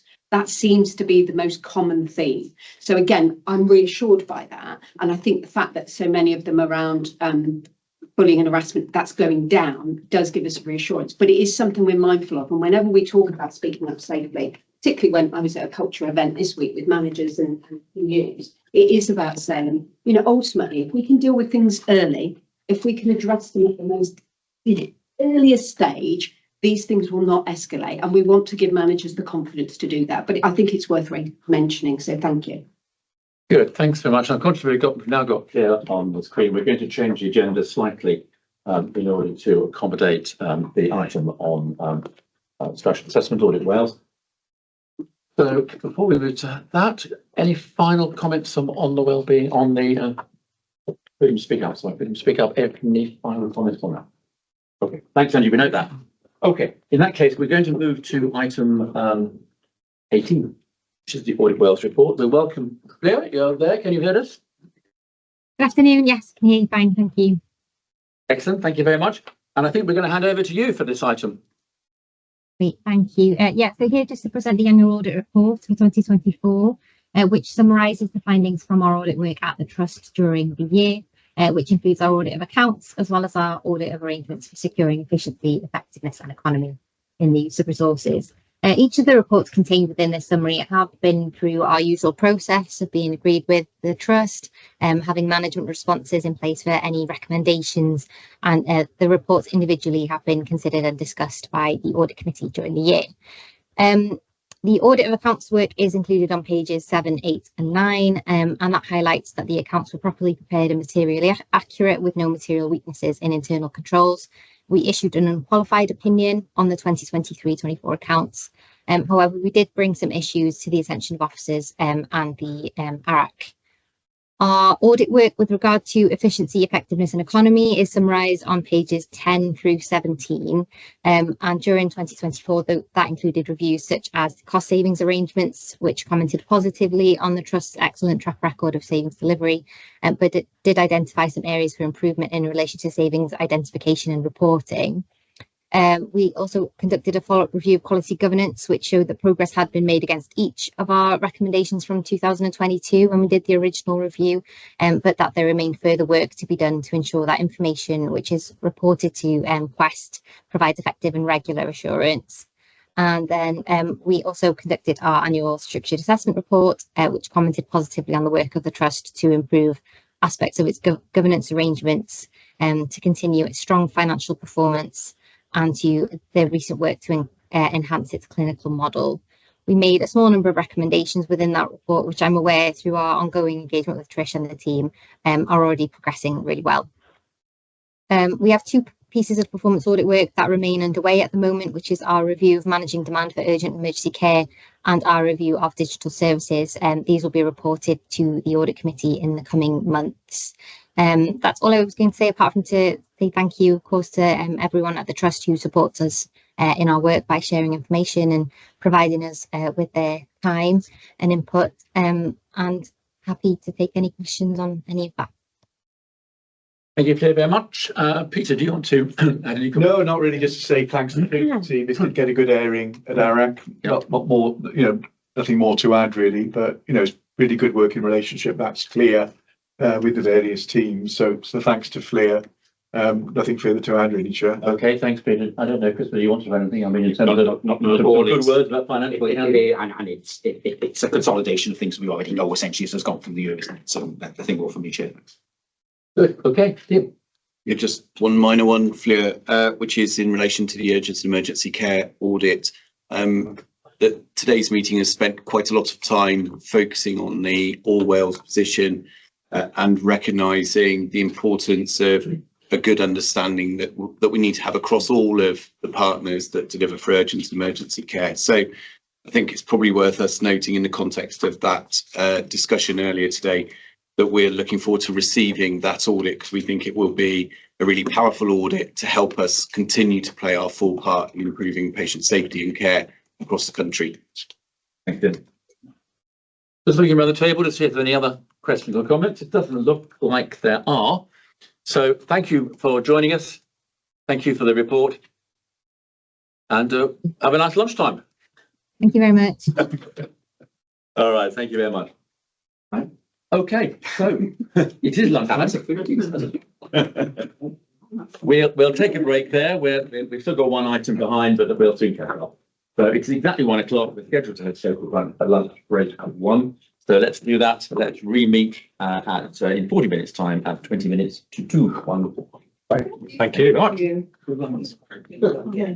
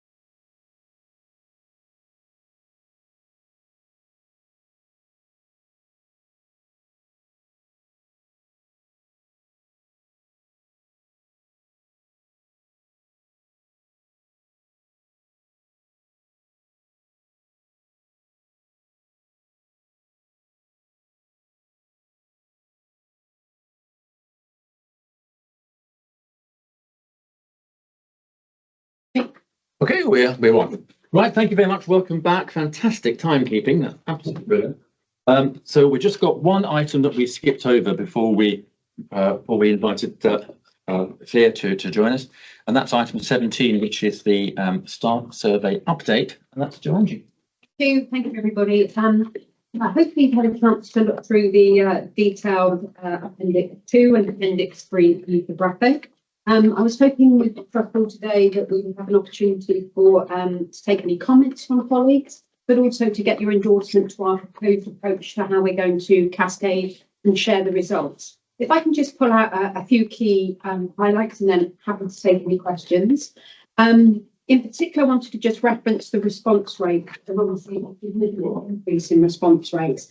Rachel mentioned earlier our desire this year on the IMTP to focus more on the engagement levels, which is absolutely right. But for the last, in 2024, what we wanted to do was to actually focus on increasing response rates, because obviously the response rate in 2023 was quite small.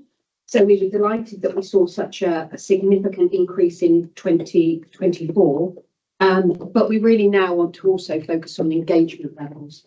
In the paper, you'll notice that whilst there's been a slight reduction in the engagement levels, I'd like to see that as a positive, in the sense of having heard this morning about the lived experience of our staff, what they're dealing with on a daily basis. The fact that now to maintain a level of stability around engagement, I think, is positive, but it doesn't mean that we don't have a very clear goal and ambition to increase those engagement levels. So I just wanted to flag that with the board. A couple of other key things I wanted to mention is obviously in Appendix 2, we provided you with data in terms of colleagues who have responded to the survey, and we've got a good mix across the organisation, and we're particularly pleased with the increase in our nursing colleagues and their representation. But also then in terms of the areas of positive, but also the areas of improvement. We've tried to give you some information with a spotlight on particular areas that have been in the IMTP, so speaking up, workplace safety and wellbeing. And again, from the report that you have in front of you, we've also tried to give you an indication of those areas that we would like to focus on as an organisation, particularly wrapped around care, valuing everyone and support. So I'm happy to take any comments, Chair, because I would like to have a little bit of engagement on this one in terms of if people particularly feel there's any gaps, anything they'd like any further comments or reference to. So I'd like to open it up if that's okay. Of course. So any questions, comments? Excuse me. Well, we're waiting. Nobody goes home until your time you're wasting. Well, I was going to ask a similar question to one I asked earlier in terms of how representative responses are to the workforce, I suppose. And do you have any sense of difficult to reach? So diversity-wise, we've obviously given the indication of that age profile. Yeah. What we are also trying to now do a bit deeper dive in terms of some of those other protected characteristics. It is problematic in terms of particularly around ethnicity because we have such small numbers of colleagues, so it starts to become disclosive. But you know what we are taking this as, it is a reflection of how over 1,000 of our colleagues felt. So there is nothing here to really clearly highlight some of the positives, but also some of those areas of concern, and particularly if you think around speaking up safely, potentially exhaustion, stress, burnout. We know that impacts on all of our colleagues. So I think from that point of view, we are comfortable that it is a reasonably a good reflection of where we are as an organisation. That's just that. Is it all anonymised? So what we have in terms of anonymising, we do have it by directorate, information in terms of that, and we have it by staff group and obviously age and gender. And there is some other small amounts of diversity data in terms of disability and sexual orientation. But again, it depends on the number of colleagues we have who have identified in that way and have submitted it through the survey. Thank you. Thanks, Heidi. Jason. Thanks, Colin. I mean, Angie, exec colleagues will know, obviously, we had a workshop Yes. on this, starting to explore the results yesterday. It's worth just saying, of course, isn't it, that this staff survey, went out to the organisation about 6 months after previous That's one. right, yeah. So there's quite a short time Very short. period between the responses colleagues provided to the last one or the previous survey and what we're seeing here. That said, there are, I think, a number of positive indications drifting in the right direction about how people feel about the workplace and some of the things that we've been doing and focusing on. But of course, there is a lot. This tells us there is still a lot more to do. I think it's particularly encouraged by improvements in or reported improvements from colleagues who completed the survey and access to flexible working as a good example, but recognise we've still got challenges in other areas, say around violence and aggression in the workplace, particularly verbal abuse towards colleagues coming through, on the rise. So areas, Colin, for us to put additional focus in, and that workshop we had yesterday started to draw out 4 or 5 kind of themes, if you like, of actions that we will take in the coming period. Good, thank you. Yeah, and thank you, Jason. And I should have just referenced, yes, we obviously did the workshop yesterday with our exec colleagues. We're obviously bringing it here to you today, and tomorrow there's a WASP workshop with our trade union colleagues. I also met union colleagues last week separately to just give them a sort of early indication. And again, this is just the start of that sort of conversation and engagement. And I'll just reiterate, the next survey will be on the 1st of October. Our ability to actually really deliver, significant shifts is really, really challenging. Now, hopefully, though, as we start to build this sort of real, story of how we're progressing, we'll see some of those changes. But this is not something that happens overnight. No, indeed not. So I just was reflecting on the I don't know what page it is actually, the 2024 top 10 areas for improvement, and our earlier conversation, and particularly around handover delays. And, Peter quite rightly highlighted the impact of that on our staff. And, it just makes me wonder if we had a better operating environment, that how these sports would be different. And we don't know that. But I also wanted to just say I'm concerned about that abuse at work from patients and service users, but I think we should also be mindful of that in that operating environment, because if that operating environment was different, and maybe that wouldn't be the case. And I recall, I think, a member of staff, I think from Llangynno actually, talking about the level of abuse received in the clinical contact centre. So for me, looking at this in the context of some of the pressures we're facing is really important. But I guess the chair of People and Culture Committee, when I think about the priorities that we've got, the cycle of business, I think, I'm also sure that we are on the right track.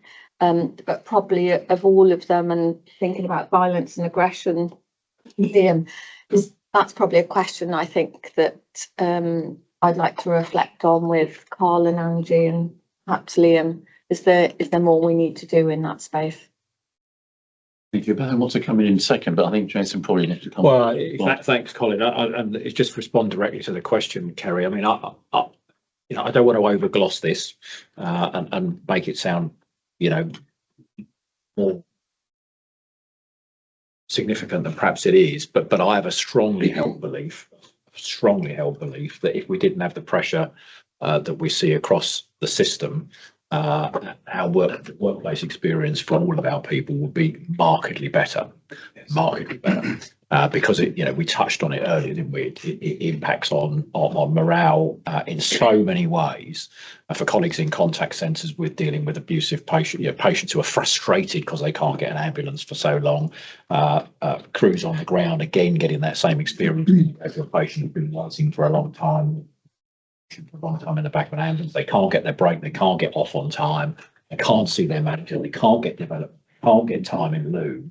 all of these things occur for frontline colleagues because of the pressure across urgent emergency care, and then for management colleagues and others in corporate roles, of course, their roles, their duties, their tasks are frustrated and disrupted because of that pressure that they see. So I don't want to make too much of it, but I do have a really strong view. I think that if we didn't have that pressure, that disruption, the experience for our people would be very different.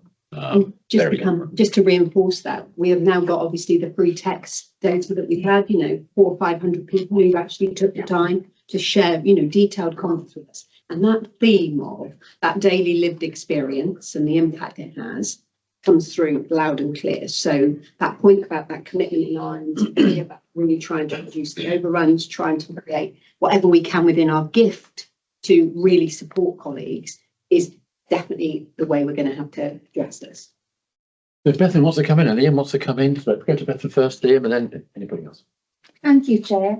I think that short space between the last one and this one comes across clearly in the results, because the areas that score the least well, there's a lot of similarity, isn't there, really? So that partly explains that. My other point, the more personal point, I think, is paragraph 12, where we talk about the decline in colleagues being involved in decisions about changes. And we've come across the theme a few times, haven't we, recently? Because there's a lot of change going on, and we've talked about it here at board.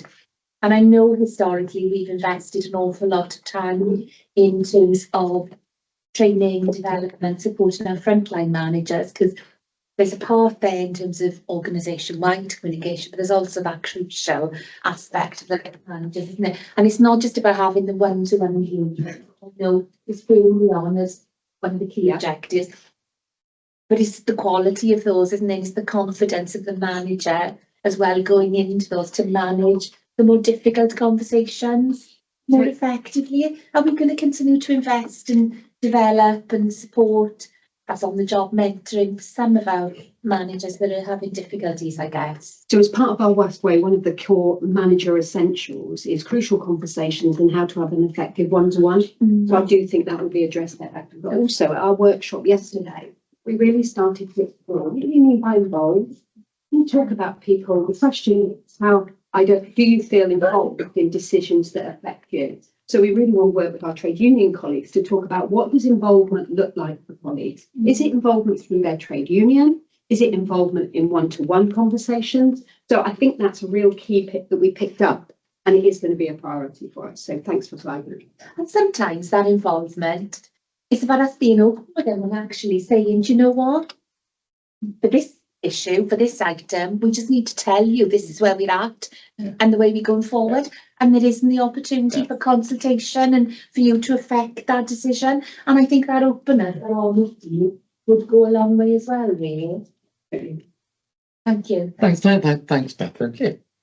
Yeah, thank you, Chair. Just responding to Kerry's questions, really, and taking an opportunity in a public environment to highlight the With Us, Not Against Us campaign. As an organisation, we look to the community that we serve to stand with our people and to play a really positive role in enabling a good workplace experience for our people when they are being cared for. I think it is the case that we recognise the frustration that people might feel when we're unable to attend and when we're unable to attend, or if we are delayed in attending. But that's not an excuse for verbal or physical aggression towards our people, and we will take action. So in the first 2 quarters this year, we had in excess of 200 incidents of verbal and physical aggression towards our people reported. There will be other cases that have not been reported, and we are taking steps with the police at this moment in time to investigate and to prosecute on a minimum of 20 of those cases, some between 20 and 30 will progress. So there, I think in a public platform, I would just like to really make the statement that we are doing all we can to support our people. The police work hand in glove with us, as do, in fact, other health partners, to make sure we protect people the best we can. At the Health Safety and Welfare Committee, the last meeting, we had a deep dive into a particular area, and we've agreed that violence and aggression will form the next deep dive. So that will take place in the next couple of months with colleagues from the trade unions. And I would expect that that deep dive would then report through into the People and Culture Committee as part of that work. So just to give Trust Board some assurance that this is an area that gets constant attention on a day-to-day basis. But also what we are seeking to do is make sure strategically we are doing everything that we can to minimise the impact for our people. Yeah. I guess the final comment, and it would be remiss of me not to say this, but the prompt at the Health and Safety Committee in terms of staff belief of an action that would help is in the use of body-worn camera imaging, which it has mixed reviews out there in terms of absolute impact, but it's an important area for staff to understand that we have heard them, that we are very aware of the desire in some part, but there are capital revenue implications that we've talked about in this setting many times. But that just maybe helps Kerry with some of that work that we're doing behind the survey, behind the absolute reporting, to give assurance that we're doing what we can. Good, thanks, Liam. Estelle, I think. Yeah, it was only quickly, and Liam's partially touched on it, which is the With Us Not Against Us campaign, which Lewis Huffin, my team, has been leading on behalf of the whole emergency service community in Wales, and that's been held up as better practice across the border as well, which is great. And we know it has evaluated well, but we know that often there's a focus on the physical aggression as opposed to verbal. So you'll remember we had one of the call handlers, I think she was from Llangynna, who talked, and Karen, you touched on that, who talked about her experience of, almost death threats down the phone, actually. And we did follow that up with a media piece just to raise awareness of, the fact that, aggression doesn't just come, in the form of a fist. Verbal aggression is equally distressing for people. But also, I guess we're fighting this wave as well of societal shift, where there is an always on, needed immediately culture, which obviously in our position is difficult to deliver, but also we know, and the evidence is there, that the 0 to 0 thing in terms of the NHS and other statutory services, the loss of confidence in statutory services amongst the population since the pandemic is a factor in how some elements of the general public respond to people in in authority, but in a statutory service or delivering a frontline service. So there's all the work that we do is in the context of the society in which sadly we're operating into. Indeed. Thank you. You, I think, wanted to come in. Yeah, I was just listening to Jason and I endorsed what Jason was saying. I think a lot of our staff experiences are not down to Welsh ambulance service. They are down to the handover delays. Absolutely down to the handover. We've skirted over it a few times this morning. And until the health about we still have these issues. There are some green shoots with the flexible working, that type of thing. I'm also concerned about the physical and verbal abuse increasing, especially with the welfare reforms, because the welfare reforms will undoubtedly hit our most critical patients, the patients that need support. They're going to reach out. They'll reach out to us. That worries me. That will increase. You're referring to the reduction in welfare that was announced yesterday in the spring statement. Indeed, and actually, I did notice on the radio, I think this morning, there was a reference to the fact that it's likely to affect Wales worse than anywhere else in the UK because of the level of deprivation that is around some parts of the road. Okay, anything else? Yeah, Just thanks for that report, and I just wanted to reflect, recognising the increase in your organisational change management and capability and capacity. I think that's really helpful. And just picking up what Bethan was talking about, the conversations in your ongoing work with managers speaks to the 3 areas that you focus on, because those feel absolutely right in terms of the survey and where we are as an organisation at the moment, to have that sort of focus. And it looks like there's good alignment in terms of the ongoing work with that in my mind. Thanks, Jane. And I think it's just that reassurance for boarders, and you pointed it out there, that link to the IMTP and what we've seen in there. It's just about giving that focus and us working collectively. The most important part now is those directorate leads working in their directorates to address the issues that are to that particular area, because we need to make sure people see value in this and that they feel that it's being heard and that we're actually making difference. So again, plea from me that if when you are out and about and talking to colleagues, just to sort of reference, are they seeing a difference? You know, what are the issues for them? Thank you. Good. Okay. Thanks, Angie. We're asked to note it, to comment, if we've done, and to support the proposed approach, which we really do. So if everybody's content, we'll move on. We've had lunch, so we can't go back and have lunch again. But we can move to item 19, which is to you, Carl. Thanks very much, Chair. So this is regarding the education commissioning for 26-27. I'll take the S bar as read, but I just wanted to pull out a few key points. The first one being the link back to the discussion we had earlier on the wellbeing objectives.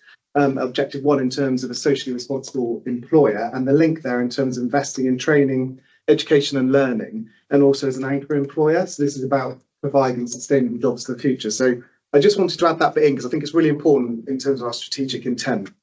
So in terms of this particular mention, this is a new centralised online system that has been introduced by Health, Education and Improvement in Wales, with a request moving forward that the CEO and the Trust Board sign off required numbers for each NHS organisation. So this is a new development. We've not done this before, so it's part of their new governance structure, but it's also in terms of making sure boards are cited on what education and training we're requesting per organisation and feeds into the wellbeing stuff.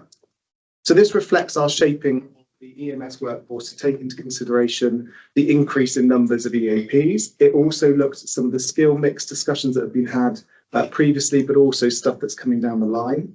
And also there's a desire to support more of our non-registrant colleagues to access part-time learning opportunities, especially around the route to registration via the BSc Paramedic Science Programme. And I think it's just important to note that we've made a conscious decision, partly looking at the needs of our staff, to reduce the number of full-time places that we're commissioning and looking at part-time routes. That's for a number of reasons. It links into staff wanting to work more flexible hours, that work-life balance, but also in terms of people being able to access that education, especially those that have got caring responsibilities. So it's actually being more inclusive as an employer and offering better choice. The other bit is about reflects our ambitions to secure further support to develop the enhanced, advanced and consultant workforce across the trust. So I think that's really important in terms of looking at each stage of education. So these figures are going to go in, but again, they're all subject to HEIW being able to support what we've commissioned, but also what they will get from the Welsh Government allocation. So these aren't secured in terms of this sort of thing. This is basically our wish list. We've done a multidisciplinary team approach across the organisation in terms of what we feel our structural and education needs to be for that year. And it's now coming to board. It's been to ELT back in January. It's been signed off by the CEO at the end of January. So it's now coming through this process for the board to consider and sign off in the programme. Great, thanks, Carl. And there was a note, I think, in the normal course of events, go to people and culture, but because of the sequencing, it's actually coming here first on this occasion, which is fine. You're looking for the board to approve that shopping list. Yeah, on the better word. Okay, or 2 word shopping list, 2 word. Okay. Any comments? Yes. Yeah, for me, it's just a thank you for Carl's team, really. The collaboration on this to kind of draw these numbers has been really, really good. So, and absolutely endorse that switch to trying to get more of our internal people onto the BSc. Yeah. That'll be especially useful in some of those areas that we do struggle to recruit from the full-time BSc course. You know, the Mid Wales is a classic instance. If we can start to encourage people coming up through the ranks onto these programs, which this definitely does. It pretty much doubles the number we would normally have. Then, you know, fully endorsement. Great. Thanks. Peter. Yeah, thanks, Chair. Thanks, Carl. Mine's just a point of clarification, really, and it's just trying to understand the nature of the relationship between us and HEIW. In particular, I know we've got 2 current providers, Swansea and Wrexham. But my question is, to what extent does that relationship ensure that those courses remain fit for purpose, are future-proofed for our needs? In other words, can you just say a bit more about how the relationship works between us and HEIW, but in particular, I understand that they're responsible for any tendering or whatever, and there's obviously the issue of higher education generally and courses being cut, not these directly, but there's an overlay about HE provision in Wales. But I guess my more direct question, Carl, is how do we get assurance that those courses remain fit for purpose? Yeah, so there's a couple of points there. So there's the relationship with us and HEIW in terms of saying what our requirement is and what the construct of that course looks like. And our education and development team will be part of those discussions. There's also then the relationship that we have directly with universities in the sense of what's coming through, what's the lived reality, what's the feedback from our students and our staff, and making sure that we pick up any challenges directly, but also then making sure we feed back in so that the new courses that come on stream capture any lessons learned, so that it's actually a course that's fit for the needs of our organisation. And that's happening. That's okay. Yeah. You might want to say something about the HCPC syllabus regime. Yeah, I mean, all the programmes are approved by the HCPC. Following the initial assessment, they'll then have a continuation where they are monitored against that. So they'll have their revalidation of each of the programmes. Yeah. Now, the HCPC are quite rigorous in that. They're involved with the College of Paramedics that will help them with the inspection. So in terms of making sure that the content of the course meets the standards of education, then the process is quite stringent in that regard. Thank you. Good. Okay, thank you. Any other questions we are asked to approve that wish list? So, sorry. Just take a liberty on the back of the just to note to Trust Board that for HIW published last week their strategic nursing workforce plan, which actually is going to set the framework that will also be used within the AHP, and it absolutely clarifies the direction of travel in terms of flexibility of access to education, but also the emerging and evolving kind of medical technologies that pre-registration now need to be forward with. So just note that, and the work again that Carl's done might to boost our numbers in that space. And good. Okay. Everybody content to approve that wish list? Good. Okay. Thank you very much. Okay. Moving on then. Item 22. Thanks very much. So this is governance report. So just a couple of things I'd like to pull out in keeping with our responsibility to continue to be transparent in our decisions. There's two decisions taken in private for virtual sensitivity. One was the vehicle procurement strategy that we approved in January. The other is slightly putting the horse before the cart, because we had a chair's action for a retrospective approval of digital expenditure, which will be ratified when we go into closed session. So both decisions made in private session, just to bring in here for notice. The other area is amendments to the standing orders and the scheme of reservation. So annually, Welsh Government does a review of standing orders, very minor amendments this year in relation to publication of papers, of which we were compliant in any event. And the other was the scheme of reservation and delegation, particularly those delegations that are within our gift. There's been no changes to the monetary levels. It's just some changes in titles. So again, nothing material. We saw it at ARAC as well, and it's in the AAA there for endorsement as well. So for approval here, it was endorsed there. Okay, all very straightforward. Notification of the decisions and looking for approval of the change to the standing order schemes delegation. All content? Perfect. Okay, thanks so much. All right, we come to the closing items then of the open board, which is the board committee reports. If I could just ask that the chairs, as we go around, be fairly brief so we can sort of catch up a little bit, slightly overrunning. The AAA reports have been seen and the minutes have been taken on, but it's good for us to hear, particularly the big items on your one. And we're going to go to Dan. Thank you, Chair. So from Quest, as always, there's a detailed report. I'll draw attention to a few key points. We met on the 4th of February. There are 3 different points in the alert section. We've talked at length today around handover delays and the impact on patient safety, so I'll say no more about that. We also in this meeting talked a lot about the importance of data and driving forward continual improvement around patient safety. So I wanted to flag that here because that's evident as well in the new IMTP plan, which we again discussed earlier.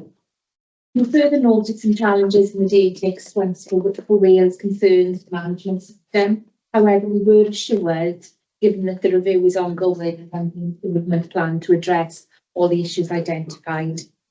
In the advice section, we started off, as always, we had a patient story.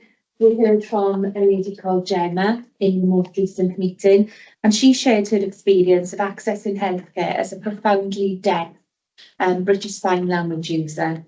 And it was quite enlightening, I have to say. I think we were all surprised by some of what she said.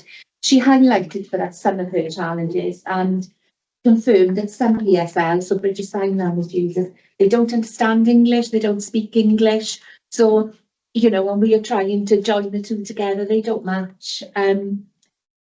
What we did, as always, was learn from this, and it'll feed into the work that we're constantly doing in the PEC team at front and centre of this, in terms of engaging more effectively with individuals who have, we often refer to them as the hardest to reach. You know, they have additional needs in terms of communication. So we're very grateful to Gemma for sharing her story, and we obviously wrote to thank her. Moving along, we approved the clinical audit plan for 25-26. We approved 2 policies as well. First one was safeguarding children and adults at risk of harm policy, and the second one was violence against women, domestic abuse and sexual violence policy. The attendance at Quest is always really good. There's always lots and lots of people at Quest, but I think in this meeting it's fair to say that the number of observers were really quite large, from people internally across WAST, but also we had HIW there, we had internal audit, we also had members of the NHS JCC. Rhiannon, we welcomed Rhiannon to our first Quest meeting. And I also want to draw attention to the fact the committee acknowledged and thanked Kevin Webb for his significant contribution. He was retiring shortly after the meeting, and we noted that he'd been absolutely instrumental in developing and delivering the clinical audit work the Quest obviously considers. Moving to the assure section, we received a PTR report as we always do, but it's written in a new format now, and it's fair to say that the committee welcomed that. It's more focused. There's more clarity with that. It's easier to pick up the key points. So all committee members unanimously felt that that was really good.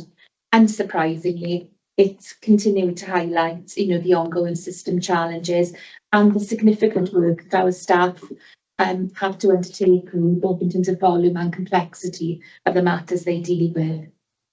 We received the Audit Wales Quality Governance Follow-up Review report. And we noted there was progress around implementation, some of the recommendations previously identified, alongside recognising some are not yet fully complete, although work is ongoing and has started. And that report is attached today for the Trust Board to have a look at. We received our Infection Prevention and Control Annual Report, and I did want to highlight this really because the report does draw attention to the fact that we have had some significant improvements over the last year in this space, and it's not always easy. This isn't an easy area to work within. We recognise there are improvements around compliance, also there's strengthened governance processes, the workforce development issues are strengthened, and those were all well received clearly. The committee thanked the team for their ongoing work. We received the patient experience and community involvement internal audit, which was rated as providing a reasonable assurance, and expectedly really, it drew out a lot of strengths from the work and also some areas for improvement, which the team were clearly embracing and looking at how they could take forward. We had our annual effectiveness review, and like all other committees, we, utilised a different approach this year, and it certainly worked well, I feel, at Quest in terms of the breadth and the depth of information that was shared by committee members. Finally, just to say, of course, we talked about the 2 largest risks, 2 to 3 and 2 to 4, that they permeated throughout all of our discussion points. So at that point, I'll pause and be happy to take any questions or comments. Thanks very much, Beth. And any questions from anybody who wasn't? Thanks, Bethan. I think next on the list is Harry, People and Culture. Thanks, Chair. I'll keep it brief. So we heard from Mark Churchill, who's a colleague in ambulance care, And Mark talked to us about some of the challenges, his suggestions for improvements, and he highlighted the dedication of his colleagues and their commitment to treating patients with dignity and respect. And we heard about how actually the staff go the extra mile.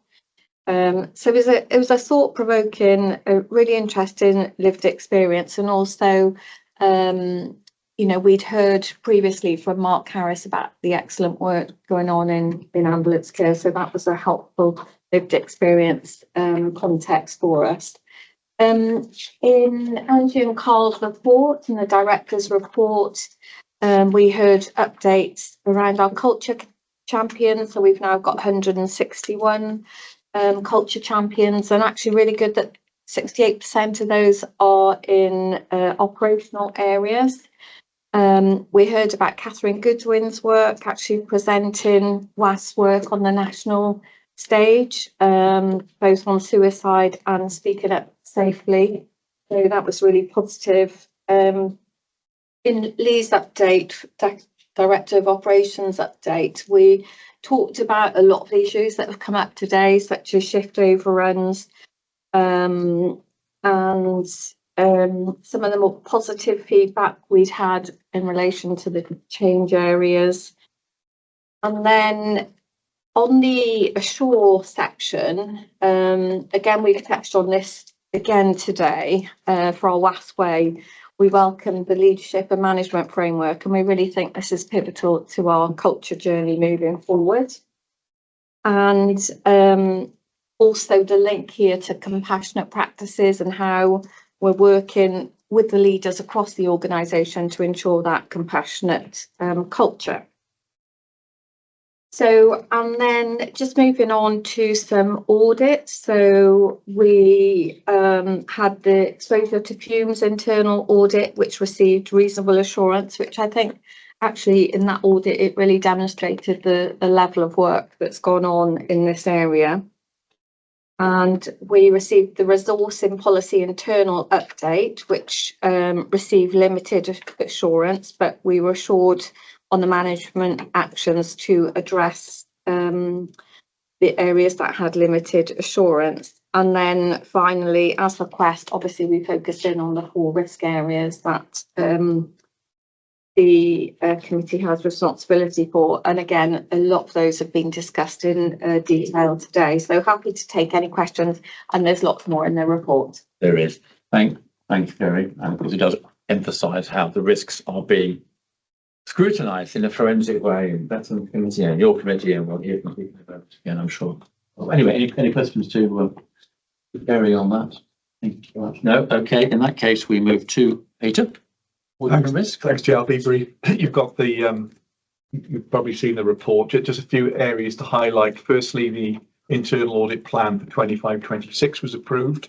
And I think all of us in various guises have commented on the audit plan. But suffice to say, at ARAC, we just basically asked the internal auditor, is this breadth of coverage sufficient for you to enable you to give an opinion, if you like, on the and the answer is yes. So there are 20 audits, as you can see, which across the organisation, which are to be done.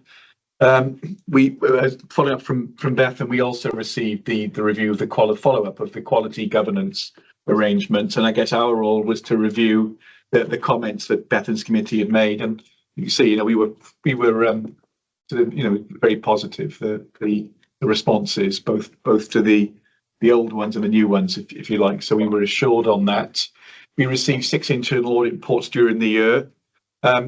Perversely happy to say there was a variety of outcomes. It's always good to see. There was 1 limited. There were 2 very good and 3 in the middle.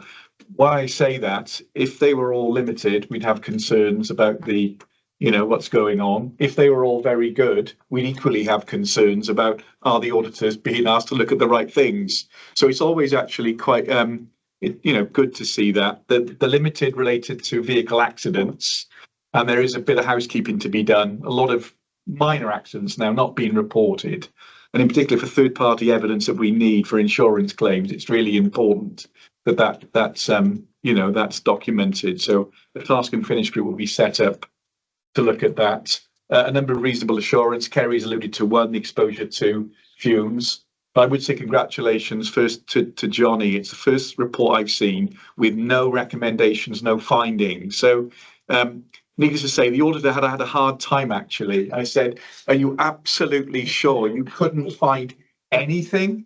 Because there was nothing, no points of practice, no recommendations. So Johnny was sitting there with a broad smile on his face, if you can imagine. And an empty wallet. But in all seriousness, this was about, the digital operation of 111 being safe and effective. Yeah. So on a serious point, it is really important. Yeah. So well done to Johnny and team on that. Equally to Chris on the estates management or energy management came out as very, very good as well. So this was following on the back of a disappointing audit report we felt, didn't we, last year about environmental sustainability, where we felt factors outside our control were contributing to that. But good to see an area where we were in full control, we got top marks. So well done to everybody on that. Just very, very briefly, Trish introduced the integrated governance programme, which is an exciting 2 or 3 year programme. It's got a long way to go, but I think the direction of travel was welcomed, and we look forward to helping you with that, Trish, as it goes on. The audit tracker, well done to everybody. This is another bit of unseen work.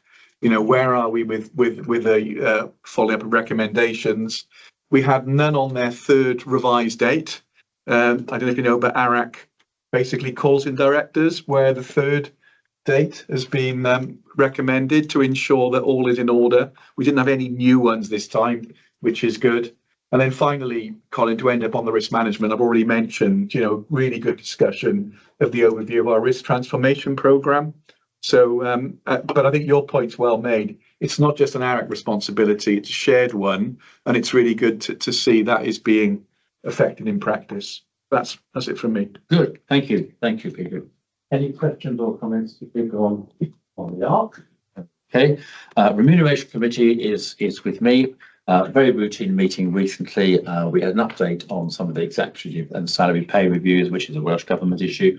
There was a request for a voluntary severance, which we agreed, and we did our effectiveness review. So that was a very straightforward and relatively brief meeting.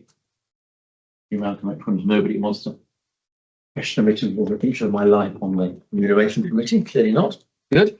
And then I think finally to Jane, financial performance. Well, I think I took the liberty earlier, I think, to sort of push in the queue and covered mine. So Vanessa, and I think we've covered a lot of substantive items, including risks. So nothing more to add unless anyone's got anything else to add. Thanks, Jane. And you did, but it was timely because it connected with what we were talking about. It was the right thing to do. Good. Okay, that is fantastic. In that case, we dealt with those consent items. We've got minutes of meetings, which we've all seen in the back. So I guess everybody hopefully is content with those. All the comments or things about them? No. Highlight report, we dealt with that. Reflections on today's meeting. Does anybody want to share any thoughts or reflections on today's meeting? It's been quite a long one for us, I think, but it covered some really important ground. And miraculously, we're actually finishing about on time. But I have to say, it's more by luck and judgment. Okay, good. Thanks very much. Any other business? I was just going to say, I thought, there was some really good discussion, I thought, on some important items. I welcomed discussion on the IMTP and on the harm reports and things like that. So I thought it was the chairing, I think, is good, isn't it, to see the kind of movement expanding the points that are important and, curtailing the bits that we can just read and no questions. Yeah. So I thought it worked well. Good. Okay, thank you. Thank you very much. Appreciated. Oh yes, and British Sign Language, can we give you a big thanks for the work that you're doing? Thank you. Thank you very much. We see you on the screen. Great. Okay. I think that is it, unless there's any other business. Oh, very good. In that case, we've got data next meeting, which is 29th of May. It'll be here. So we then resolve to exclude the press and the public so that we can reconvene in a few moments in private session. So it's 2:25. So why don't we reconvene in just 5 minutes? That's okay. Quick 5-minute break. Thanks. Thank you.